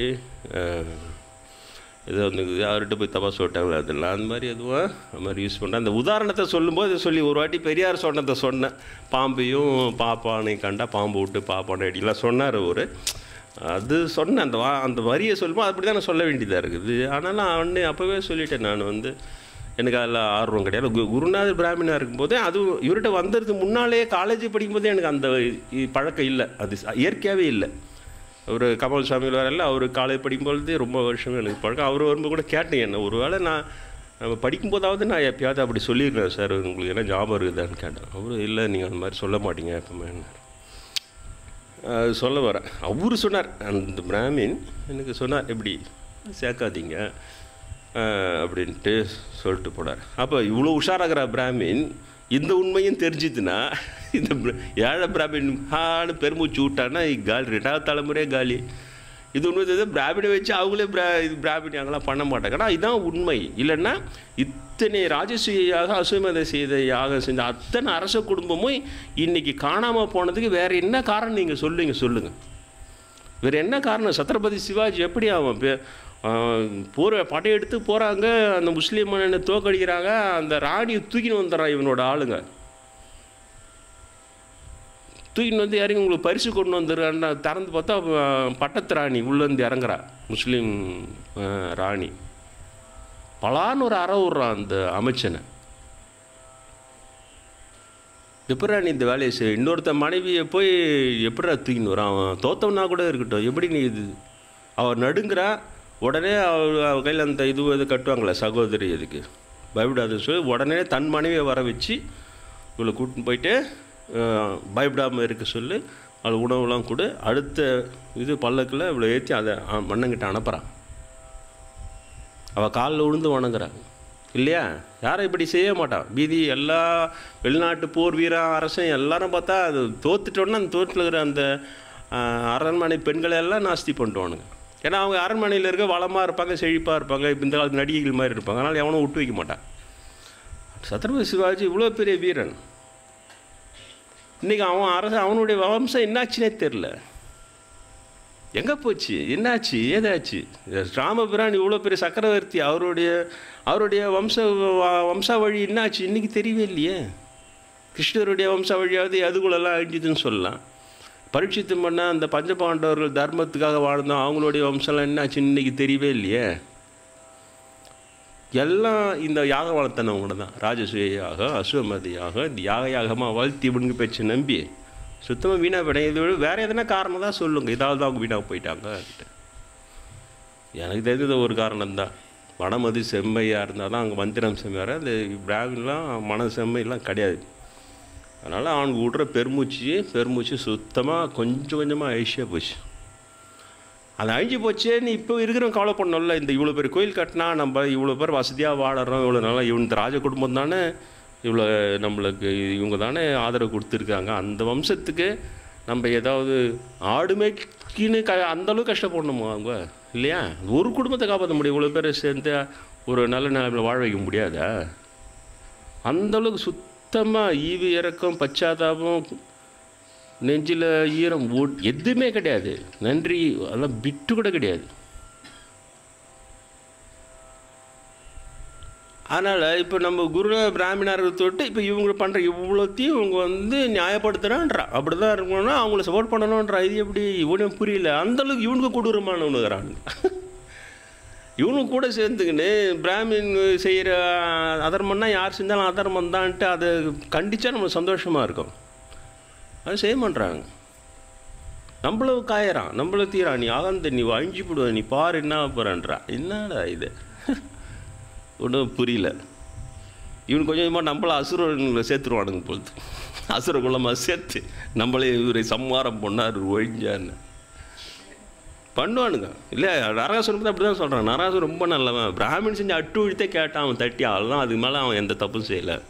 பிராமணிங்க செய்கிற அட்டு விழித்தை தட்டி கேட்டான். அவனை உடனே அசுரனாக்கி அவனை சம்மாராக்கி அவன் பார்த்தான், சரி நான் சத்தத்தை எடுத்தியாவது கொண்டாட கிடையாது தீபாவளி ஆட்டு போயிட்டான். எல்லாம் செத்துட்டான் நரகாசுரன் கொண்டாடி. அப்புறம் ஒரு சதத்தை எடுத்தப்போ தான் சொல்லுவான், நாட்டு மக்கள் அவ்வளோ செழிப்பாக வச்சுருந்தான். ஒன்றுமே சொல்ல, இந்த பிராமணுங்க இந்த மாதிரி அவன் சாஸ்திரம்லாம் படித்து சொன்னான், இந்த மாதிரி சுவாகா ஓடுறீங்களடா, இந்த மடமது செம்மையானால் தானே அந்த மந்திரம் செம்மையாகும், நீங்களாம் நல்லவனுங்க நான் எப்படி தெரியறதுன்னு கேள்வி கேட்டான். அதெல்லாம் எப்படி நீ கேட்ப, பிராமணிங்களாம் எல்லாருமே நல்லவங்களா, இப்போ நீங்கள் ஒத்துப்பீங்களா பிராமணிங்களாம் நல்லவங்க நான் இப்போ சொன்னால் நீங்களும் ஒத்துக்க மாட்டீங்க தாசாமி அப்படி. ஏன்னா அவங்க 2% தான், மீதிக்கிற 98% எப்படி இந்த 2% 98%ல் பெரும்பான்மையான மக்கள் என்கிட்ட வந்து சந்திக்கிறவங்க ஒருத்தனும் ஏதாவது ஒரு விதத்தில் அந்த பிராமணன்கிட்ட கசப்பு அனுபவம் வச்சுருக்கிறாங்க கையில். அதுவே ஒரு பெரிய திறமையாக இருக்குது. இந்த 2% 98%க்கு எப்படி இவ்வளோ கசப்பு அனுபவம் கொடுக்குறான், அதுவே பெரிய ஸ்கில் தான். எல்லாரும் முணுமுணுக்கிறான், இது பண்ணுறான். நானே கூட சில சமயத்தில் பிராமின் ஆர்கனைசேஷனில் இருக்கிறவங்க யாருன்னா வந்தால் அவங்க மனசு கஷ்டப்பட, பரவாயில்ல பிராமின்கிட்ட இருக்கிறீங்க நல்லா அப்படின்னா அவங்க எல்லாம் புகழ்ந்து சொல்லிட்டு கட்சியில் போங்க சாமி நீங்கள் வேறன்ட்டு போகிறோம். ஏமான்னு கேட்டால் மென்டல் டார்ச்சர் பயங்கர சாமி அவங்க கொடுக்குறது, வெளியில் அவங்க தொல்லை இல்லை, ஆனால் மென்டல் டார்ச்சர் பயங்கர சாமிப்பா, சுத்தமாக பீஸ் ஆகிறானுங்க நம்மளோட நிம்மதியான்ட்டு போகிறாங்க. அவங்க என்னடா இது ஒருத்தவங்க கூட நல்லா தான் சொல்ல மாட்டேறான், ஆனால் எல்லாம் முணுமுணுத்துக்கிறாங்க ஒருத்தவங்க. நான் எதை ஏடாதி நாயனா இருக்கு அதே சொல்ல வந்து எங்கெங்க போயிட்டுக்கிறேன். இருக்கட்டும், கொஞ்சம் தெரிஞ்சு வச்சுங்க. இருந்தாலும் திரும்பவும் சொல்கிறேன், இது வந்து நான் என் போன்ற பிராமின் அடியார்கள் பின்னால் பிராமின்களால் சஃபர் ஆகக்கூடாது, அதுக்கு உங்களுடைய ஆதரவு வேணும். அதுக்காக தான் இதை சொல்லி வைக்கும்போது அவங்களுடைய பொய் பிரச்சாரத்தை கேட்டு நீங்கள் திசை திருப்ப மாட்டீர்கள். அதெல்லாம் இல்லை, இதான் உண்மைன்ட்டு போயினே இருப்பீங்க. அதுக்கு ஒன்றுதான் தான் இவ்வளோ சொல்கிறேன். மற்றபடி என்றைக்குமே நான் உங்களை போராடுங்க, போய் தாக்குங்கள் அந்த மாதிரி நான் சொன்னதும் கிடையாது, சொன்னாலும் நீங்கள் போகிறதும் கிடையாது, அது வேறு விஷயம். ஆனால் அவங்களுக்கு தலைமையில பிரச்சனை கிடக்குது. இருந்தாலும் ஒரு கும்பல் சேகரம் தான் சேர்த்துருக்கலாம் இந்த 20 வருஷத்தில். இருந்தாலும் இன்னை வரைக்கும் நான் தனியாக தான் இருக்கிறேன். அதுக்கான இது எனக்கு ஏதாவது நான் கூட சொல்ல, இந்த பிராமணியாக என்ன பிரச்சனை இருந்தால் கூட நான் தனியாக தான் சமாளிப்பேன், உங்களை யாரும் அதில் இழுக்க மாட்டேன்னு தான் சொல்லி வச்சுன்னுக்கிறேன். ஏன்னா என்னோடய நேச்சராக அதை போல். அதுக்காக தான் இவ்வளோ அப்பப்போ அதை போட்டு திடீர்னு களைப்பு விட்டோன்னா கடன்னு எனக்கு வந்து போகுது. இன்றைக்கி நான் 6:50 ஆரம்பித்து 7:30 கிளாஸ் முடிச்சுட்டு 8 மணிக்கு எல்லோரும் டாட்டா காட்டின்னு நினச்சேன். இப்போ 7:30க்கு தான் யானாதி நாயனாரே ஆரம்பிக்கிறேன். எயினூர்னு ஒரு ஊர் இருக்கிறது, அதில் ஏனாதி அப்படிங்கிறவர் இப்போ ஏனாதிமங்கலம் கூட இருக்கு பொழுது. ஏனாதிங்கிற ஒரு பெரிய போர் பயிற்சி பெற்றவர், ஈழக்குலத்தவர், ஈழவர்கள்னு சொல்லுவாங்க இல்லையா, கேரளாவில் கூட சொல்லுவாங்க ஈழவர்கள்னு சொல்லி, ஈழக்குலத்தவர்னவர். அவரோட பெரிய சிவபக்தர். அவர் சொல்லும்போது உங்களுக்கு தெரியும் நான் பிராமின் தான் இல்லையா, அது இப்போ சொல்ல வேண்டியதாக இருக்குது. நான் பிராமின் அவர் போர் பயிற்சி பெற்றவர், பெரிய சிவபக்தர். அவர்கிட்ட வந்து அரசர்கள் பெரிய இவங்கெல்லாம் வந்து அவர்கிட்ட தான், ராஜகுமாரெலாம் அவர்கிட்ட தான் அனுப்புவாங்க, அவர்கிட்ட போய் பயிற்சி பெற்றுவா, ஏன்னா போர்க்கலையில் வல்லவர் அப்படின்னு சொல்லிட்டு அவர்கிட்ட பயிற்சிக்கு அனுப்புவாங்க. நல்லா பயிற்சி கொடுப்பார், அவரை ஜெயிக்கும்படியே எல்லாம் பண்ணும்படியாக விபூதியை கண்டால் கையெழுத்து கும்பிடுவார். சிவபக்தர் அவர், அவ்வளோ பெரிய சிவபக்தர். சிவனடியாக இருக்குன்னா என்ன வேணா செய்வார், உயிரியை கூட கொடுப்பார், அந்தளவுக்கு பெரிய பக்தர் அப்படிலாம் இருக்கிறார். பக்கத்து ஊரில் அதிசூரன் இவரை மாதிரியே அவனும் போர் பயிற்சி கொடுக்குறவன், அதிசூரன் சொல்லிட்டு அவனும் போர்க்கலையில் வல்லவன். அவனும் இதே போல் ராஜகுமாரர்களுக்கு பெரிய இந்த மிராசுதாரர்களுடைய பசங்களுக்கு அது அவங்களுக்கெல்லாம் போய் பயிற்சி கொடுக்குறவனா, அவனும் அதில் சிறந்திருக்கிறான். ஆனால் இந்த ஏனாதிநாதனருக்கு வந்து சிவபக்தியை சேர்ந்திருக்கிறதுனால, திறமையும் சேர்ந்திருக்கிறதுனால இவருடைய புகழ் எங்கே பார்த்தாலும் பரவி எல்லாரும் இவர்கிட்ட தான் அனுப்புகிறாங்க. போர் பயிற்சி அனுப்புகிறவங்களாம் பெரிய பெரிய பணக்காரங்கள்லாம் தன்னுடைய பசங்களுக்கு அப்போல்லாம் வந்து அதெல்லாம் ஒரு இது வீரம் வந்து விளையாடி கொண்டிருந்த காலம். ஒவ்வொருத்தரும் வீரமாக இருக்கலாம். யாரும் பெண்களை வந்து இப்போ தான் என்னமோ எல்லாம் சொல்கிறான். அதில் பெண்களை யாரும் சீண்ட முடியாது. ஏன்னா பெண்களை சீண்டுனா அந்த சீண்டினவன் தான் வில்ல, அவனை போய் சண்டை போட்டு அவனை தலையை சீவிட்டு போயிடுவான். அவன் தான் ஹீரோ. இப்போலாம் பெண்களை சீன்றவன் தான் ஹீரோ. அப்படி ஆக்கி விட்டானுங்க இந்த சினிமாக்காரனுங்க பூந்து. அவனுக்கிட்ட என்னென்ன பலவீனமாக்குதோ அதையெல்லாம் ஹீரோயிசமாக காட்டி விட்டுறது இல்லையா. அவனுங்களை இந்த மாதிரி கொண்டாந்தால் அவனை அப்படியே வச்சு அப்படியே அவனுக்கு தண்ணி போகிறவனத்தோட தண்ணி போகிறவங்களாம் ஹீரோவை காட்டி அப்புறம் தண்ணி போகிறதெல்லாம் சகஜம்தான் ஆக்கி விட்டுறது. இது நடிகர்களும் சரி, நடிகைகளும் சரி, டைரக்டர்களும் சரி, தயாரிப்பாளரும் சரி, இந்த வேலை தான் பண்ணி அவங்ககிட்ட இந்த கெடுதியெல்லாம் ஜனங்களுக்கு ஸ்ப்ரெட் பண்ணிவிட்டு இதுதான் லைஃபு, இப்படி தான் இருக்கணும் அப்படின்னு சொல்லிட்டு இல்லையா. ஒரு நடிகையாவது அந்த மராப் துணி போட்டுக்கிற நடிகை பார்க்க முடியாது இப்போலாம். அது வெப்சைட்டில் கூட சரி, ஃப்ரண்ட் பேஜ் வருது, Amazon front page, Yahoo front page எல்லாம் பார்த்தா மராப் துணி கைட்டி போட்டு போஸ்ட் கொடுக்குதுங்க. இது என்னது பிக்கினி உடையாமல் பிக்கினி உடையின்னு பர்த்டேக்குன்னு இதே மாதிரியே காட்டுனுது. இப்போ இதுங்கெல்லாம் பணம் சேர்ந்த உடனே இவங்க படம் எடுத்தால் எப்படி எடுப்பாங்க? இது மாதிரி அவுத்து போட்டு காட்டுறது தான் நாகரீகம். அதுதான் பரந்த மனப்பான்மை. எல்லாரும் பாருங்கள் அப்படின்னு காட்டிக்கின்னு எல்லாரும் போயின்னு வந்து இருக்கணும். இப்படி தானே படம் எடுப்பாங்க. அதுதான் நாட்டில் நடந்துன்னுக்குது இன்றைக்கி. ஜனங்களும் அதை நம்பி அது பின்னால் இதே சென்னை சேர்ந்தவன் தான் நான் இல்லையா. இங்கே 200 கிலோமீட்டர் சென்னையிலேருந்து தூக்கி அடிச்சிச்சு என்ன. இங்கே ஏதோ ஒரு யாரோ சொன்னாங்களா, ஒரு அகந்தை இருந்தால் சாமிகிட்ட வந்து 200 கிலோமீட்டர் தூக்கி அடிச்சிட்டோம். 160 கிலோமீட்டர் அவருக்கு சரியான கிலோமீட்டர் கணக்கு தெரியாது சொல்லிட்டுக்கிறார் பாப்போம். போன சண்டே சொன்னார்னு சொன்னாங்க. 160 கிலோமீட்டர் அடுத்த வாட்டி சரி பண்ணி சொல்லுவார்னு நினைக்கிறேன். 159 கிலோமீட்ரு 4 வரலாம் தூக்கி அடிச்சிடும் அப்படின்னா அது என்ன குறிக்குன்னு கரெக்டாக புரிஞ்சிக்கலாம். அது மாதிரி தூக்கி அடிச்சுட்டுக்குது என்ன இங்கே பாவம். சென்னை சேர்ந்தவன் நான் ஒரு அகந்தையினால் சாமிகள் சென்னையில் இருக்க தொட்டு குருநாதர் என்னை 159 கிலோமீட்டர் 4 வரலாம் தூக்கி அடிச்சிச்சு. 25 வருஷத்துக்கு முன்னால். இப்போ தான் கண்டுபிடிச்சாங்க அவங்க. 25 வருஷம் கழிச்சு கண்டுபிடிச்சிக்கிறாங்க. ஆஹா, இவர் அகந்தையால் இங்கே தூக்கி அடிச்சுட்டுக்குது. இது தெரியாமல் சாமி வேறு ஒரு வாட்டி இட்டுன்னு போயிட்டு வந்துட்டுமே அங்கன்னு இப்போ ஃபீல் பண்ணுறாங்க. கணக்கு அவங்கவுங்க மனக்கணக்கு, வேறு ஒன்றுமே கிடையாது. சென்னை சேர்ந்தவன் தான் நான். சென்னைக்கு போவேன் இப்படியே எட்ஜிலேயே இங்கே சாமி அந்த வெளிச்ச கோயில் பார்த்துட்டு இப்படியே திரும்பி வந்துன்னு ரொம்ப சிட்டிக்குள்ளே போய் எவ்வளோ நாள் ஆச்சு. அன்றைக்கி ஒரு நாள் சிட்டிக்குள்ளே கூட்டின்னு போனாங்க. அப்போ தான் பார்க்குறேன் அந்த சாயந்தரம் வேலை எல்லாம் ஷிஃப்ட்டு இப்போல்லாம் நைட் ஷிஃப்ட்டுக்கு. அப்போ அவங்களுக்கு காலையில் மாதிரி தான் இருக்குது. அது அந்த பஸ் ஸ்டாண்ட் என்ன அந்த வயசு பையனும் வயசு பொண்ணும் அவன் பார்த்த உடனே கை தான் கொடுத்துக்கிறாங்க. Hello hello. ஒரு பொண்ணு வருது, ஒரு வயசு பொண்ணு வந்தால் பஸ்ஸுக்காக வெயிட் பண்ணுறாங்க. அங்கே இருக்கிற ஆம்பளை பசங்க எல்லாம் அவங்க கம்பெனி ஆளுங்களாம் கை கொடுத்து. ஏன்னா சோஷியல் ஆகிட்டாங்க. அந்த காலத்துலாம் கையை மேலே பட்டாலே பலார்னு ஒரு அறவு என்னடான்னு. இப்போல்லாம் இவங்களே போய் கை கொடுக்கலாங்களா என்ன? அதில் இருந்தால் தொட்டா கற்பு போயிடுதான்ட்டு ஏதோ சினிமாவில் சொல்லிட்டான் போகுது. கையை அப்படி கையில் தொட்டுட்டா அதால் கற்பு போயிடுதா? அதெல்லாம் இல்லை நானா அவ்வளோதான். அதை எடுத்துக்கணுன்னா இப்போ எல்லாம் கைக்குள்ளே இப்போ வெளிநாட்டுக்காரன் கட்டி பிடிக்கிறாங்க.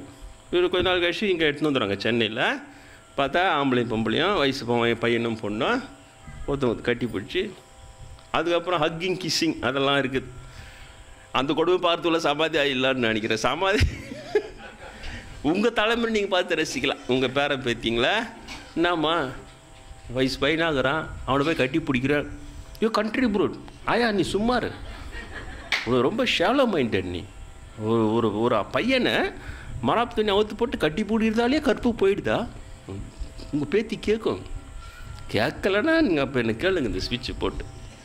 அந்தளவுக்கு சினிமாக்காரங்க நாகரிகத்தை வளர்த்து ஜனங்களை அறிவிப்பு கட்டி இப்படிலாம் கை குலுக்குடா கற்பு போகாது, கட்டி பிடிச்சா கற்பு போகாது இல்லையா, இப்படிலாம் சொல்லி கொடுப்பாங்க. சொல்லி கொடுத்துன்னு வராங்க பாவம். அதனால தான் போகுது 150 கிலோமீட்டர் 4 வரலாம் தூக்கி அடிச்சு என்ன. அங்கெல்லாம் ஆணவம் இல்லாதவங்க தான் இருக்கணும் சென்னையிலன்ட்டு இது ஒன்று இருக்குது பொழுது. அவங்க பக்கத்தில் இருக்கிறாங்க அவங்களாம் கிட்ட. நான் இதெல்லாம் பார்த்துட்டு நம்ம சென்னையாடா இது சொல்லிட்டு அது ஏதோ போயின்னு இருக்குது. அது எங்கேயோ போயிட்டேன். அந்த ஏனாதிநாதர் அதிசூரன் வந்து அதே மாதிரி போர்ப்பயிற்சி கொடுத்து எல்லாம் பண்ணுறோம். பணக்காரங்கெல்லாம் அதை இது பண்ணிகிட்டு இருந்தாங்க. அப்போ இவருடைய புகழ் பரவுவதை பார்த்து இந்த அதிசூரனுக்கு பொறாமை வரும் இல்லையா, நேச்சுரலாக. இந்த பொறாமை வந்துட்டு என்ன பண்ணோன்னா டகான்னு அவன் வந்து ஏனாதியை பார்த்து, என்ன ஏனாதி இவ்வளோ பொறாமப்படுறான்னு கேட்கணும். கேட்டால் அவன் தப்பிச்சிக்கலாம் இல்லை, அது மாதிரி. ஆனால் அவன் இந்த காலத்தை தான் கேட்டுருப்பான். ஆனால் அவன் கேட்கவும் இல்லை. அவன் நான் பிராமினாலும் அவனுக்கு இந்த ஐடியாலாம் அவனுக்கு வரவே வராது பாவம். அவன் வந்து உண்மையிலே பொறாமப்பட்டான். அதனால் என்ன பண்ணால், என்னடா நான் அவங்ககிட்ட போகிற ஆள்லாம் குறைஞ்சி போகுது, வருமானமும் குறையுது, அவர் பேரை புகழ் இதுவாகுது, அவருக்கு தான் பெரியது. அப்போ அவன் யோசிக்கிறான் என்ன செய்யலாம். சரி, இந்த யானாதியை சண்டை கூப்பிட்டு அவனை சண்டையில் தோக்கடிச்சிட்டோம்னா அப்போ அந்த யானாதியோட அதிசூரன் தான் நல்ல பயிற்சி இல்லைன்ட்டு எல்லோரும் நம்மக்கிட்ட வந்துடுவாங்க அப்படின்னு சொல்லிவிட்டு அவன் போய் யானாதிக்கிட்ட போய் கவசம்லாம் போட்டுன்னு சண்டைக்கு வான்னு கூப்பிட்றான். யானாதி வா, சண்டைக்கு வா, என்னை சண்டை போட்டு ஜெயிச்சு காட்டு, அப்போ நான் ஒத்துக்கிறேன். அவங்களும் அவங்கக்கிட்ட பயிற்சி எடுத்துக்கின்னு அது ஒரு படையே இருக்கும் அவங்ககிட்ட, அதிசூரனுக்கிட்ட. அதேமாதிரி யானாதிக்கிட்ட பயிற்சி எடுத்துக்கிட்டா அவங்ககிட்ட படையே பலமே இருக்கும் இல்லையா. ரவுடிங்க கிளாஷ்லாம் இப்போ பார்க்குறோம் இல்லையா. இந்த ரவுடி கூட்டம் அந்த ரவுடி கூட்டத்தால் வெட்டி கொண்டுறது, அப்புறம் அவனை பிடிச்சி ஜெயிலில் போட்டு ஆஸ்பத்திரியில் இருந்தோடனே இவங்க போய் ஆஸ்பத்திரியில் படுக்கையிலே அவனை வெட்டி கொண்டுறது. இப்படி வெட்டி கொண்டுறதுன்னே இது பான்னு இன்றைக்கி இப்போ நியூஸ் பேப்பரில் இது 2வது பக்கத்தில் இது இல்லைன்னா அது நியூஸ் பேப்பருக்கு மரியாதையே இல்லை. இப்போல்லாம் நம்ம ப்ரேயர்லாம் முடிச்சுட்டு வந்தோம்னா அந்த நியூஸ் பேப்பர் கண்ணில் இப்படி மூடின்னு போனோம். ஏன் நம்ம நிம்மதியாக சாமியை கும்பிட்டு ஏதோ நிம்மதியாக வரலான்னு வரும்போது இந்த பேப்பர் காற்று அப்படி பறந்து கொலை, ரத்தம் சொட்ட வெட்டினார்கள், தலை துண்டாகியது, இதெல்லாம் பார்த்துட்டு நம்ம கண்ணில் படுது. தெரியுதா இவ்வளோ கொடுமையாகுது காலங்காத்தால். ஏன்னா அது த்ரில்லிங் தான் ஜனங்க விரும்புகிறாங்களாம். அதனால் 2 பக்கத்துக்கு ஒரு நியூஸு அவனுக்கு சைக்காலஜிக்கலாக போடுறாங்க. 2 பக்கத்துக்கு ஒரு நியூஸு திடுக்கிடும் செய்தி, பகீர்ன்றது ஊரே பரபரப்பானது. என்ன இப்படியே இருக்கணுமா? 2 பக்கத்துக்கு ஒன்று. நீ கண்டிப்பாக நீங்கள் நாளைக்கு உங்கள் வீட்டில் ஒரு நியூஸ் பேப்பர் எடுத்து பிரித்து பாருங்க. 2 பக்கத்துக்கு ஒரு இடத்துல திடுக்கிடும் செய்தி, திடீரென்றது, பகீர்ன்றது, பற்றி எரிந்தது, பரபரப்பானது, வெட்டி மாய்ந்தார்கள், கொலை செய்தார்கள், ரத்த களரியானது, ஊரே பற்றி எரிந்தது. இப்படியே இருக்கும். பண்ணி முடிச்சுடான் கடைசியில். இது மாதிரி இவனுக்கு போயினுக்கிறான்னு நம்ம என்ன பண்ணுறது. இதில் இவனுங்க இங்கே வந்துடும், கதைக்கு வந்துடும். 2 திரும்ப அந்த ஊடகக்காரங்க தான் நான் கொஞ்சம் பயிற்சிக்காமல் இருக்கிறேன். அரசியல்வாதி திட்டேன், அரசாங்க அலுவலர்களையும் திட்டேன், லஞ்சம் வாங்குறானுங்கன்னு, சாமியார்களையும் திட்டேன். உருட்டுக்கட்டை சாமியாருங்க, ஊழல் அரசியல்வாதிங்களாக போச்சுடா நம்ம இது வெப்சைட்டில் திட்டேன். அதில் ஒருத்தர் கோவம் வந்து, நீங்கள் என்ன சாமியார்னு கேட்டார். கோவமாக கேட்டாரா பாவம், அவர் யதார்த்தமாக கூட கேட்டிருக்கலாம். ஆனால் நம்ம அன்பர்களுக்கு கோவம் வந்துச்சு. அவரை பிடிச்சி சாமிகிட்ட போய் என்ன நீ இது மாதிரிலாம் கேட்குறாரு பண்ணி விட்டாங்க. அது அப்படியே போயின்னு இருக்குது. ஆனால் இந்த குரூப் 2 இப்போ சண்டை கூப்பிட்டோன்னே 2 குரூப்பும் கிளாஷ் ஆகுது. இவர் ஏனாதியோடைய அப்போ நாயனார் ஆவலவர் ஏனாதியோடைய குரூப்பும் அதிசூரனுடைய குரூப்பும் ஊருக்கு வெளியில் பெரிய யுத்தம் நடக்குது. இவருடைய இதுதான் ஓங்கி இருக்குது ஏனாதியுண்டு. அதனால் எல்லாம் இது பண்ணி அவன் எல்லாம் தோத்துட்டு எல்லாம் ஓடிட்டானுங்க. அந்த அதிசூரன்கிட்ட பயிற்சி பெற்றவங்கள அதிசூரனும் ஓடிட்டான். அவனும் தோற்று போய் எல்லாத்தையும் போட்டு அவனும் ஓடிட்டான். ஒன்றே செய்ய முடியல. இவர் வெற்றியோடு இவங்க வந்துட்டாங்க. இப்போ அவன் நினச்சது என்ன, இவர் புகழ களங்கம் பண்ணலான்னு நினச்சி வந்தான். இப்போ இன்னொரு 2 பிரபலம் ஆயிடுச்சு. ஏன் அதிசூரனே ஜெயிச்சிட்டார். ஏனாதிக்கிட்ட ஒன்றும் செய்ய முடியாது. அதிசூரன் படை எடுத்துன்னு வந்தால் ஏனாதி குரூப் தான் ஜெயிச்சுது. இன்னும் 2 பிரபலமாக இன்னும் அவங்ககிட்ட போன ஒருத்தர் 2 பேரும் எல்லாம் இவங்ககிட்ட வந்துட்டான். அவர்கிட்ட அவர் என்ன சொல்லித்தராரு இல்லையா. எல்லாம் சொல்கிறாங்களே நாட்டிய கிளாஸ் கூட 6 மாதம் அதிக தைச்சிக்கினே இருக்கிறாங்க. மாதம் சம்பளம் தைக்கணும்ல. அதனால் அதுக்கப்புறம் யார் குயிக்காக சொல்லி கொடுக்குறாங்களோ அவங்ககிட்ட கொண்டு வந்து சேர்த்துறாங்க. அது மாதிரி எங்களுக்கு எப்போ பார்த்தாலும் தண்டால் எடு பஸ்ன்னு இந்த டெக்னிக்காக சொல்லித்தரல. அதனால தான் தோற்று போட்டோம். அந்த பக்கம் எல்லாம் ஏனாதிக்கிட்ட சேர்ந்துட்டான். தோற்று போயிட்டோம். நாங்கள் இன்றைக்கி உங்ககிட்ட பயிற்சி வந்துடும். அவனுக்கு இன்னும் 2 ஆத்திரம் போச்சு. என்னடா இப்போ இந்த ஏனாதி எப்படி ஜெயிக்கிறது அப்படிதான் யோசிக்கிறான். ஆஹா, ஏனாதி வந்து சிவபக்தன், விபூதி போட்டிருந்தா அவங்களுக்கு அவன் என்ன ஒன்றா செய்வான், திருநூறு போட்டிருந்தா அவங்கள தாக்க மாட்டான், எல்லாம் தெரிஞ்சுக்கினான். அவளை தெரிஞ்சுக்கின்னு எப்படி மெய்ப்பொருள் நாயனாரை இது பண்ணால் இல்லையா அவன். அதே போல் இந்த இடத்துல அதிசூரனும் அதே டெக்னிக் தான் கையாளுறான். விபூதி இருக்கிற நெத்தியை கண்டா அவர் வந்து கையெடுத்து கும்பிடுவார், சண்டை போட மாட்டார். தெரிஞ்சுக்கின்னு என்ன பண்ணுறான், எல்லா போர்க்கவசம்லாம் போய் நெத்தி நிறைய விபூதி பூசிக்கின்னு ஒரு கேடை தேர்த்து மறைச்சிக்கிறான். அந்த தன்னுடைய முகத்தை மறைச்சிக்கின்னு காளியங்காத்தால் வந்து ஏனாதி வீட்டுக்கு தனியாக வரான். வந்து ஏனாதின்னு கூப்பிட்றான். ஒரு ஏனாதி யாருப்பா அது? அந்த அதிசூரம் வந்துக்கிறான். உனக்கு வந்து தைரியமாக இருந்தால், உனக்கு நீ உண்மையிலே ஆம்பளையாக இருந்தால் ஒண்டி வா பார்க்கலாம். ஏன் இப்போ படையெல்லாம் இல்லை எல்லாம் இருக்குது. ஒண்டி வந்து என்னை ஜெயிச்சுட்டு பார்க்கலாம். நீ வந்து ஆளுங்கெல்லாம் கூப்பிட்டு வருவேன், நீ கோழை அப்படின்ற. அவன் ஏன்னா அதெல்லாம் ஒன்றும் இல்லைடா, உன்னை போய் ஜெயிக்கிறது எதுக்கடா ஆள், நான் ஒரு ஆளே போதேன்டான். அப்போ நான் ஊருக்கு வெளியில் தனியாக ஒரு இடத்துல சொல்கிறான், அங்கே வந்துடு, இன்றைக்கி உனக்கு எனக்கு சண்டை, யார் ஜெயிக்கிறாங்களோ அவங்க, யார் தோக்குறாங்களோ அவங்க தோல்வி ஒப்புத்துக்கணும் அப்படின்னா. சரி அதனால் வரேன். இவனும் யாருக்கும் சொல்லாமல் இவனும் போர்க்கவசம்லாம் போட்டுன்னு அந்த இடத்துக்கு போகிறான். இவனும் அங்கே வந்துடுறான். வரும்போது ஜாக்கிரதையாக மூஞ்ச மட்டும் காட்டாமல் கேடையத்தை மறைச்சின்னு வரான். அவர்கிட்ட வந்து 2 பேருக்கு சண்டை ஆரம்பிக்க போது அநேகத்துக்கு டக்குன்னு அந்த கேடையத்தை இப்படி விலைக்கு காட்டினா நெத்தி நிறைய விபூதி. இவருடைய சிவபக்தியை அவன் தெரிஞ்சு வச்சுன்னுக்கிறான். பார்த்தோன்னே அப்படியே அதிர்ச்சி ஆகிறார். ஆஹா, அவர் என்ன நினைக்கிறாரு, நம்மளை ஏமாத்துறதுக்காக இப்படி விபூதி அணிந்து வந்துட்டான்டா அப்படின்னு நினைக்கல. ஆஹா, அதிசூரன் சிவனடியார் ஆயிட்டார், ஒரு சிவனடியாரை போய் நம்ம தாக்க இருந்தோம், இப்படி ஆகிப்போச்சு. பக்தியல் இருக்குவே, சிவனடியாரை போய் நம்ம தாக்க இருந்தோம் சொல்லிவிட்டு உடனே ஒரு செகண்ட் நினைக்கிறார். என்னன்னா, நாம் இப்போ சிவனடியாராக இவருடைய எண்ணம் வந்து நம்மளை கொல்லணுன்றது அது தெரிஞ்சு போச்சு. எப்போ சிவனடியார் விபூதி அணிந்து அவர் எண்ணப்பட்டாரோ அவர் எண்ணத்தை நிறைவேற்றி வைக்கிறது தான் நம்ம கடமை. இவ்வளோ நினைக்கிறான் பக்தியாருக்கு தொட்டு, எவ்வளோ நிறைவேற்றி வைக்கணும், அது நம்முடைய கடமை. ஆனால் நீ என்னை வெட்டிக்கோன்னு அந்த இதுவெல்லாம் கருவியெல்லாம் கீழே போட்டுட்டா, கையில் ஆயுதம் இல்லாதவனை கொல்றது பாவம்னுக்குது. போர் தர்மங்கள் பிரகாரம் அது வந்து பாவம்னுக்குது. அப்போது ஆயுதம் இல்லாதவனே ஒரு சிவனடியார் வெட்டி கொன்றாருன்னு அவருக்கு அவப்பெயர் வந்துடும். அதனால் அவருக்கு கெட்ட பேரும் வரக்கூடாது. அதனால் நம்ம ஆயுதம் தாங்கி அப்படியே நிற்கலாம், சண்டை போடுற மாதிரி நிற்கலாம். அப்போ அவர் நம்மளை கொண்டுட்டார்னா சண்டையில் ஜெயிச்சார் சிவனடியார்னு ஆகிடும். அவர் சிவனடியாருக்கு தொட்டு நேற்று வரையும் அவர் பகைவனாக இருக்கலாம், ஆனால் இப்போ விபூதி அணிந்து தொட்டு அவர் சிவனடியார். அவர் எண்ணத்தை நம்ம நிறைவேற்றி வைக்கணும், அதுவும் இந்த மாதிரி நிறைவேற்றி வைக்கணும். அப்போ தான் சிவனடியாருக்கு பெருமை சேர்ப்போம். நம்ம உண்மையிலே நினைக்கிறார். இந்த பொய்யா விபூதி அணிந்தால் கூட அவரை சிவனடியாரே நினைக்கணுங்கிற ஒரு பெரிய இதை வச்சு தான் நிறைய போலீஸாமெல்லாம் அதுக்கப்புறம் உருவாயிட்டான். இந்த மாதிரி பக்தர்கள்கிட்ட தான் அவங்க சாமியார்னா அதெல்லாம் பார்க்கக்கூடாது கொள்ளக்கூடாதுன்னு சொல்லிட்டு இவங்க ஒரு மாதிரி சைக்காலஜிக்கல் கன்ஃபியூஷன்லாம் வந்து இப்போ ஜனங்களுக்கும் போலீஸ் சாமியார்னு சொல்லக்கூடாதுன்னு ஆகிப்போச்சு.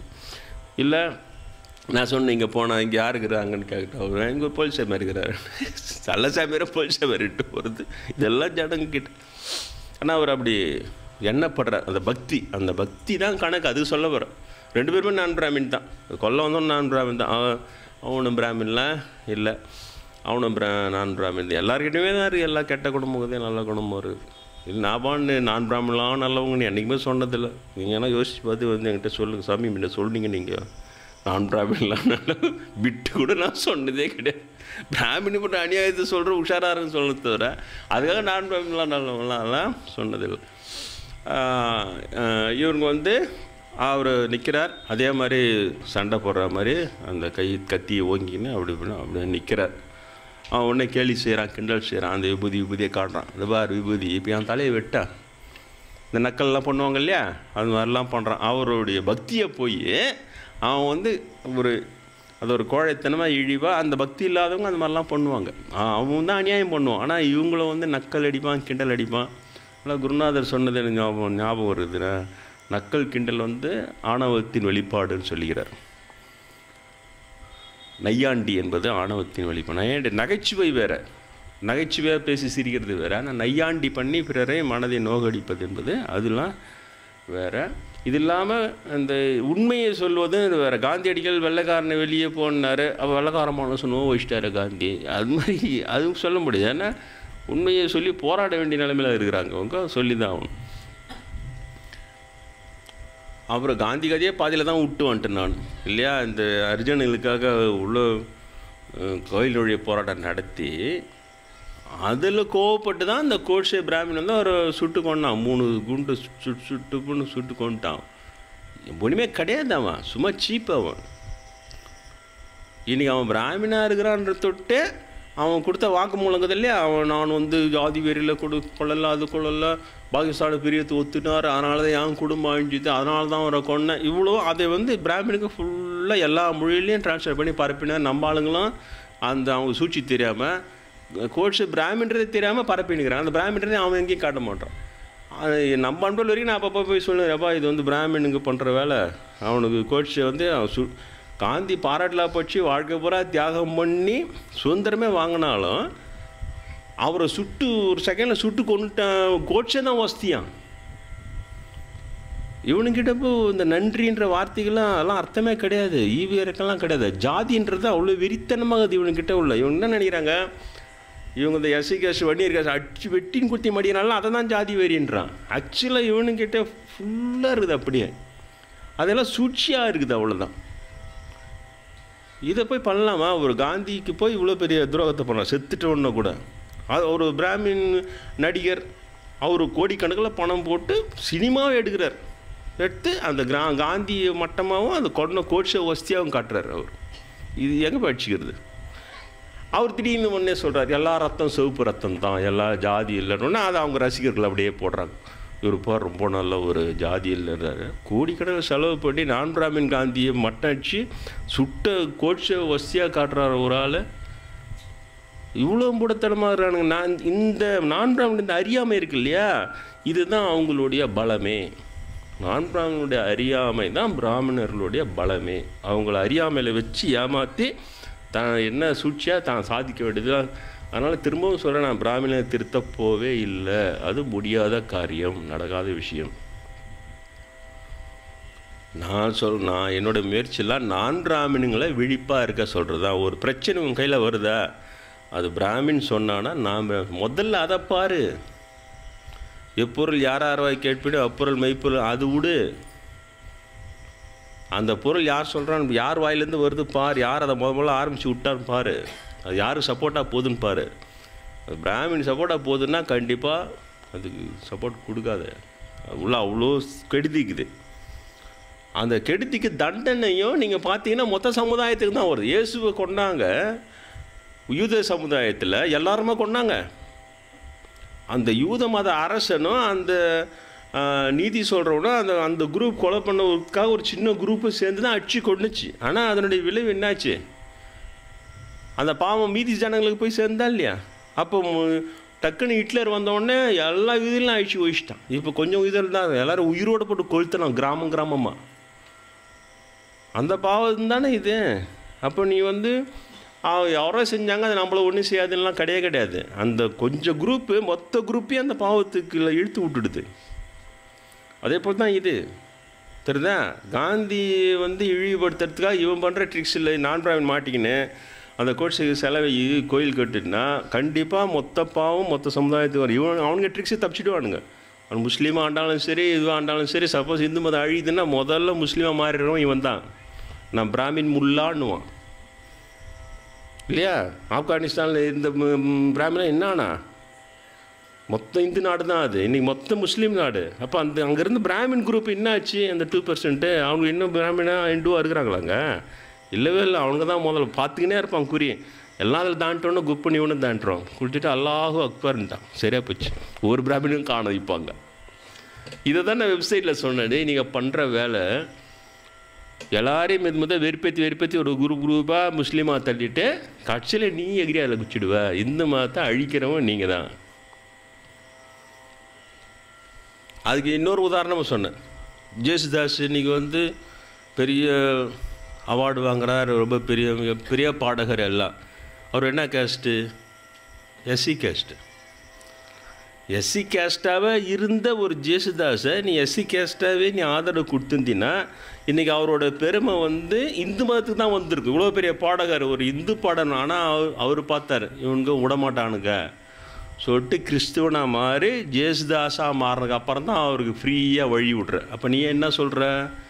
நீ இந்துவாக இருக்காத, எஸ்சியாக இருந்து நீ ஷைன் பண்ணால் இந்துவாக இருக்காத, நீ கிறிஸ்டினாக மாறிடு, நீ தான் தள்ளி விட்ற. ஏஆர் ரஹ்மான் யார்? திலீப் இல்லையா, எஸ்சி கேஸ்ட்டு. திலீப்பாகவே இருந்திருந்தாருன்னா அவர் போய் ஆஸ்கர் அவார்டு வாங்க முடியாது, நல்லா தெரியும்.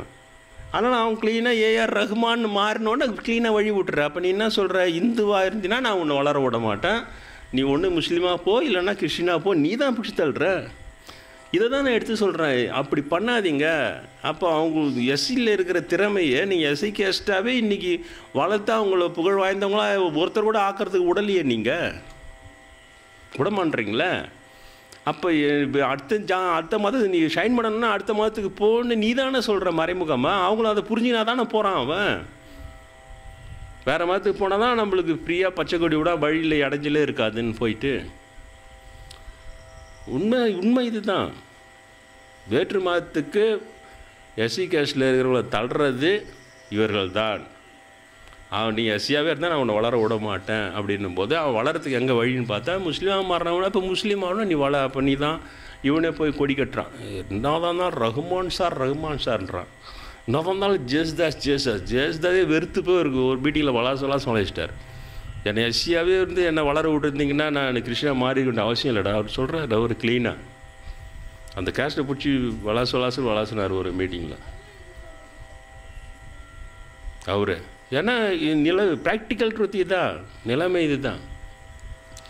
அதனால் திரும்பவும் சொல்கிறேன், பிராமணர்கள் இவர்களுடைய ஜாதி வெறியினால் இந்து மதத்தை கொஞ்சம் நஞ்சு இந்தியாவில் இருக்கிறதையும் கண்டிப்பாக அழிப்பார்கள்.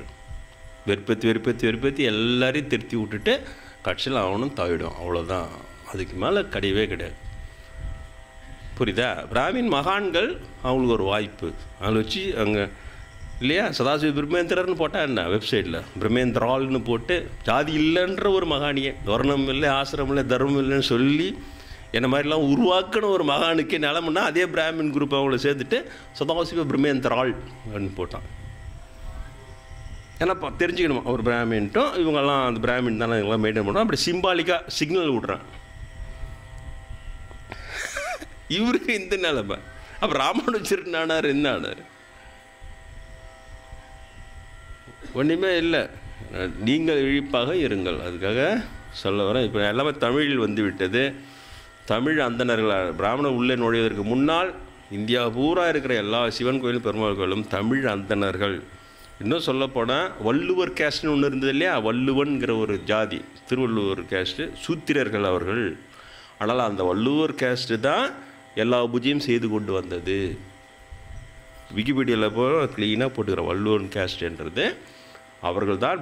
ஆரியர்கள் இந்தியாவில் நுழைவதற்கு முன்னால் அவர்கள் தான் பூசாரிகளாக இருப்பார்கள் எல்லா கோயில்லையும். அவர்களே என்வி சாப்பிட்றவங்க சைவம் சாப்பிட்ற 2 பிரிவினர். என்வி சாப்பிட்ற வள்ளுவர்க வந்து அதை செய்ய மாட்டாங்க. ஆனால் சைவ உணவு சாப்பிட்ற வள்ளுவர்கள் சூத்திரர்கள் அவங்க தான், அவங்க பூடல் கூட போடுவாங்க. போட்டு அவங்க தான் எல்லா கோயில்லையும் அவர்கள் தான் அந்தணர்களாக இருந்தார்கள். தெளிவாக போட்டிருக்கிறார். அதுலேருந்து வந்தவர் தான் திருவள்ளுவர் இல்லையா. அவர் தான் கொல்லாமை, புலால் உண்ணாமையெல்லாம் எழுதினார். புலால் சாப்பிடாதீங்க, கொல்லாமை, உயிர்கொலை சொல்லாதீங்க, அதுலேருந்து வந்தவர் தான். இவ்வளோ உண்மை இருக்கிறது. ஆரிஜினை முதல்ல சிவன் விஷ்ணு பூஜை பண்ணதே இவர்கள் தான். தமிழில் தான் மந்திரம் சொல்லி தமிழ் தான் எவ்வளோ வளர்த்துருக்குறாங்க. அதனால் தயவுசெய்து இதுக்கு வாங்க. அந்த பிராமண சூழ்ச்சி அவங்க சமஸ்கிருதத்தை நாங்கள் மட்டமாக சொல்ல, பிராமண ஜாதி அவங்களோட பூஜை முறை அவங்க ஏதோ பண்ணின்னு போட்டோம், அது போய் டிஸ்டர்ப் பண்ணாதீங்க. ஆனால் நீங்கள் தயவு செஞ்சு திருப்பவும். ஏன்னா அவங்க வஞ்சகன்றது எல்லாமே தெரிஞ்சு போச்சு. இவ்வளோ வஞ்சகம் பண்ணுறாங்க, அவங்கள போய் திருத்த முடியாது. அவங்கக்கிட்டேயே இன்னும் விட்டிங்கன்னா நம்முடைய மதம் இது, இந்து மதம், நான் பிராமணனுடைய மதம், நான் பிராமணுடைய கடவுள்கள் சிவனும் பெருமாள் அம்பாள் முருகர் விநாயகர் எல்லாம். இழப்பு நம்மளுக்கு தான். ஆப்கானிஸ்தான் அழிஞ்சதை பற்றி அங்கே இருந்த பிராமணனுக்கு கொஞ்சம் கூட கவலைப்பட மாட்டான். திருத்தி விட்டு அவனும் போயிட்டான். அதே மாதிரி தான் இவங்களும் இருப்பான். திருத்தி விட்டு இவனும் போய் அதுக்கேற்ற மாதிரி ஒரு சால்ஜாப்போ சொல்லி போயிடுவான். அதனால தான் நான் திரும்ப இவ்வளோ அடியாள் கதையெல்லாம் சொல்லி ஒரு ஏனாதிநாதன்னா ஒரு நான் பிராமின், இவ்வளோ பெரிய சிவபக்தர், அந்த சிவபக்திக்காக அப்படியே நிற்கிறார். அவர் மேலே பழி வரக்கூடாதுன்னு நிற்கிறார். அவனும் கொஞ்சமோ பச்சாதாபமின்றி அவருடைய தலையை வெட்டிட்டோன்னு அவர் செத்து விழுந்துறார். அவன் போயிடுறான். ஏனாதி ஒழிஞ்சான், இனிமேல் எல்லாம் நம்மக்கிட்ட தான் வருவாங்க. ஆனால் அப்படி இல்லை. சிவபெருமான் அங்கே தோன்றி அவருடைய ஆன்மாவை கைலாயத்துக்கு அழைத்து சென்று விட்டாரா. அங்கே ஒளிஞ்சிருந்து பார்க்குறவங்க சில பேர்கிட்ட பார்க்குறாங்க. அதிலேருந்து அவர் வந்து ஏனாதி அவரும் நாயனார் என்ற நிலையை அடைந்தவர்கள் 63 பேரே தான். அதில் அவரும் ஒருவராக நாயனார் என்ற நிலையை அடைந்தார். அவருடைய இன்றைக்கி 63 நாயன்மார்களுடைய சிலைகளை எல்லாம் பார்ப்பீங்க சிவன் கோயிலில். அந்த யனாதிநாதன் முன்னால் நிற்கும்போது பக்திக்காக தன் உயிரையே கொடுத்த ஈழக்குலத்தவர் யனாதியை உன்னை வணங்குகிறேன் சொல்லிட்டு இந்த கதையை எண்ணி எவ்வளோ பெரிய தியாகம். இது சாதாரண விஷயம். நான் கிடைக்கணும்னு சொல்லிட்டு 10 நிமிஷத்தில் அந்த பக்குவம் அதெல்லாம் வந்து அந்த மன பக்குவத்தோடு அதை அவர் அடியாராக நினச்சி அவருக்காக உயிர் தியாகம் செய்து இவ்வளோ பெரிய மகான், அதை எண்ணி வணங்குங்கள். எப்பொழுதும் நான் சொல்லி முடிப்பது தான், இந்த நாயன்மார்களுடைய விக்கிரகத்துக்காவது அனைத்து சாதியினரையும் அவர் கையாலே அபிஷேக ஆராதனைகள் செய்வதற்கு கண்டிப்பாக பிராமணர்கள் அனுமதிக்க வேண்டும் என்றால்தான் நல்லது இல்லையா? ஈழக்குலத்தை சார்ந்தவங்களுக்கே அந்த யனாதிநாதனாருக்கு தொட்டு பூஜை பண்ணுறதுக்கு உனக்கு தகுதி இல்லைன்னு எப்படி? இது ரொம்ப பெரிய அநியாயம். இதெல்லாம் அவர் எல்லா ஜாதியில் இருக்கிறவங்க அதில் இருக்கிறாங்க. அவர் எப்படி நீ சொல்லு உனக்கு தகுதி இல்லை, உனக்கு தகுதி இல்லை? கலிக்காம்ப நாயனார் செட்டியார் நீ தொடாத, நந்தனார் வந்து அர்ஜுன் நீ தொடாத, அவரே அர்ஜுன். திருநெல்வேலி யாழ்ப்பாண நாயனார் அவரே அர்ஜுன், அவர் தொடாது. ஆடாயனார் அவரும் அர்ஜுன் அவர் தொடாது. எப்படி அவரே அர்ஜுன் சரியா? சத்திரியரில் அது பண்ணி தொடாத. ராமர் சத்திரி, இது சின்ன கொடுமை. ராமர் கிருஷ்ணன் நான் பிராமின், அவர் சத்திரிய, அவர் யாதவா. அவங்களுக்கு நார்த்திலே இதெல்லாம் பண்ணுறான். உன் பெப்பேன்ட்டான், நீ சத்திரியா உள்ளகிற சாமி எங்கள் சாமிடான்றான். அதெல்லாம் இருக்கலாம். ஆனாலும் உனக்கு தகுதி இல்லை. ராமர் கையால் பிடிச்சார் ராமேஸ்வர லிங்கம் இல்லையா? கையால் மணலை பிடிச்சி அவர் கையால் பிடிச்சி என்வி சாப்பிட்டுன்னு இருந்தார் ராமர். உங்களுக்கு தெரியும் இல்லையா? சொல்லி என்வி சாப்பிட்டுன்னு இருந்தவர். சத்திரிய தர்ம பிரகாரம் ராஜாங்கன்னும் போது அவர் யுத்தம் செய்யணும் போது அவர் உடனே காய்கறி சாப்பிட்டு யுத்தம் பண்ணியிருந்தார். எல்லோரும் என்வி சாப்பிட்டுன்னு இருந்தவங்க சத்திரியில். அவர் கையால் மணல் லிங்கம் பிடிச்சி அவர் கையால் அபிஷேக ஆராதனை பண்ணி, அதுதான் ராமேஸ்வரம். இன்றைக்கி கருவறையில் இருக்குது. நம்ம போய் கங்கை தண்ணி எடுத்து வந்து கொடுத்தா அந்த லிங்கத்தில் ஊற்றுவாங்க, எல்லாத்தையும் உள்ளே வாங்கிக்க. அவ்வளோ ஊற்றினாலும் கங்கை தண்ணி மட்டும்தான் அது அபிஷேகம். ராமர் கையில் பிடிச்ச அந்த மணல் லிங்கம் இன்னமும் இருந்து அதை அந்த சத்திரியர்கள் பூஜை பண்ணக்கூடாதுன்றான். அவனுக்கு தகுதி இல்லைடான்றான். வேறு யாருக்கு தகுதினா ராவணன் பிராமணன். ராமர் கண்ணில் கண்ணீர் வர வச்சான், சீதா பிராட்டியை கண்ணீர் வர வச்சான் 10 மாதம். லக்ஷ்மணன் அழுதான் இல்லையா? ஆஞ்சநேயர் துடிக்கிறார். இவ்வளோ கொடுமைப்படுத்தினான். பிராமின் கேஸ்ட், சதுர்வேதி பிராமணன். அந்த பிராமணனுக்கு தான் அந்த ராமேஸ்வரத்தில் கருவறையில் பூஜை பண்ணுறதுக்கு தகுதி இருக்குதுன்னா இது எந்த நியாயம்? இது எந்த விதத்தில் நியாயம்? இது ஒன்றுமே இல்லை. இவ்வளோ அநியாயத்தை கோயிலில் பண்ணிக்கின்னு நாட்டில் நல்ல அரசியல்வாதி வரணுமா? அப்படியே தும்பப்பூ மாதிரி அப்படியே சுத்தமான ஆட்சி கொடுக்கணுமா? எப்படி நடக்கும் இது? கோயில் தான் ஆதாரமே. அங்கே என்ன நீ ஊத்துறியா? அதுதான் பாலையாக ஊற்றுறான்னா சிவனே உன் தள்ள பாலை ஊற்றுறான். நாடு பூரா மாடுங்களாம் நல்லா பால் கறட்டு இல்லையா? அதான் அதுக்கு அர்த்தம். சிவனே உன் தலையில் தேன் ஊற்றுறான், நாடு பூரா தேன் நல்லா கிடைக்கட்டும், தேனும் பாலும் செழித்து வாங்கட்டும். சிவனே உனக்கு படைக்கிறோம் உணவு எல்லாரும் அந்த ஒரு இடத்துல பச்சா எல்லாருக்கும் பாருட்டும். இப்படி தானே அது? அப்போ இந்த ஒரு இடத்துல சிவனே இவ்வளோ அநியாயம் பண்ணுறோம், நாடு பூரா அநியாயம் ஆகட்டும். அதான அர்த்தம். நியாயமாக எல்லா சாதியர்களும் தகுதி உள்ளவன்னு விடு இல்லையா? ஆஞ்சநேயர் யார்? வானரன்றது யார்? ST, schedule tribal caste. அவங்க எப்படி கடவுளாகவே ஆக முடியுது? இன்றைக்கி ஆஞ்சநேயர் சுயமானவரை, இன்றைக்கி எனக்கு ராமநாம அவரும் சொல்லிக் கொடுக்குறேன், உங்களுக்கு அதான் சொல்கிறேன், நம்ம அதான் பஜன் பண்ணுறோம். எப்படி ஜாதியை போய் நீ எப்படி தகுதி வச்ச? இது எவ்வளோ பெரிய அநியாயம் இது. கட்டுக்காதுக்கிறான் அவனும். ஏன் நம்மளை விட கீழே ஒரு ஜாதிக்குது, அதில் ஒரு ஆறுதல் ஒரு அணிஞ்சிக்குது. இவன் என்ன தான் நம்மளோட ஒரு மட்டம் ஜாதிக்குது, அது போதும். அதை பார்த்து மாட்டான்னு. அப்போ அவன் பிராமி பார்த்து உன்னை மட்டம்னா பரவாயில்ல சொல்லிக்க இது என்னோட ஒரு மட்டங்கிறாங்க. இப்படி ஒரு கொடுமை 21ஆம் நூற்றாண்டுலேயாவது சிந்திக்க வேணாவன். சைக்காலஜிக்கலாக ஏமாற்றி வச்சுக்கிறான். உன்னை விட கீழே ஒரு ஜாதி கொடுக்குறான்ட்டா, நீ அவனை கட்சி கொதறு, நான் உன் தோல் மேலே ஏறி உட்காந்துக்கிறேன், நீ எனக்கு தூக்கின்னு போ. ஒத்துக்கிறான் இவனும். ஆமாம் அதான் கரெக்டு, இதான் வழியாக இப்படி தான் நாங்கள் வாழறதான், அதனால் இதெல்லாம் மாற்றவே கூடாதுன்றான். பட்டுக்கிட்டோம் என்னால் முடிஞ்சது சொல்கிறேன். என்கிட்ட என்ன பண்ணுவானுங்கன்னு தெரில. எதையாவது போட்டுக்கிட்டு மாட்டி பிரச்சாரம்லாம் பண்ண விடாமல் ஏதாவது பண்ணுவானுங்க பொழுது ஏதோ தோணுது எனக்கு. அப்பப்போ இவ்வளோ பண்ணிக்கிறோம், இருந்தாலும் அடிச்சு வரைக்கும் லாபம். இன்றைக்கி 11 வரைக்கும் உங்ககிட்ட சொல்லிக்கினே இருந்தால் இந்த என் வாயை மூட்டாலும் உங்கள் வாயை திறக்கணும். என்னைக்கு என்னுடைய வாயை மூடிக்கிறார்களோ பிராமணர்கள், அன்றைக்கு நீங்கள் உங்கள் வாயை திறக்க வேண்டும். திறந்து உங்கள் வாய் மூலமாக நான் பேச வேண்டும். இப்படி ஜாதி இல்லை என்பதும் எல்லோருக்கும் இறைவனை அடைய சமமாக அருகதை இருக்கிறது, ஜாதி தடை இல்லை என்பதையும் அது வரைக்கும் நான் இந்த வாயில் பேசினே தான் இருப்பேன். அந்த ராமபிரான் சொல்லி கொடுத்த, ஆஞ்சநேயர் சொல்லி கொடுத்த ராமநாம பஜனையை நான் இப்பொழுது சொல்லலாம்.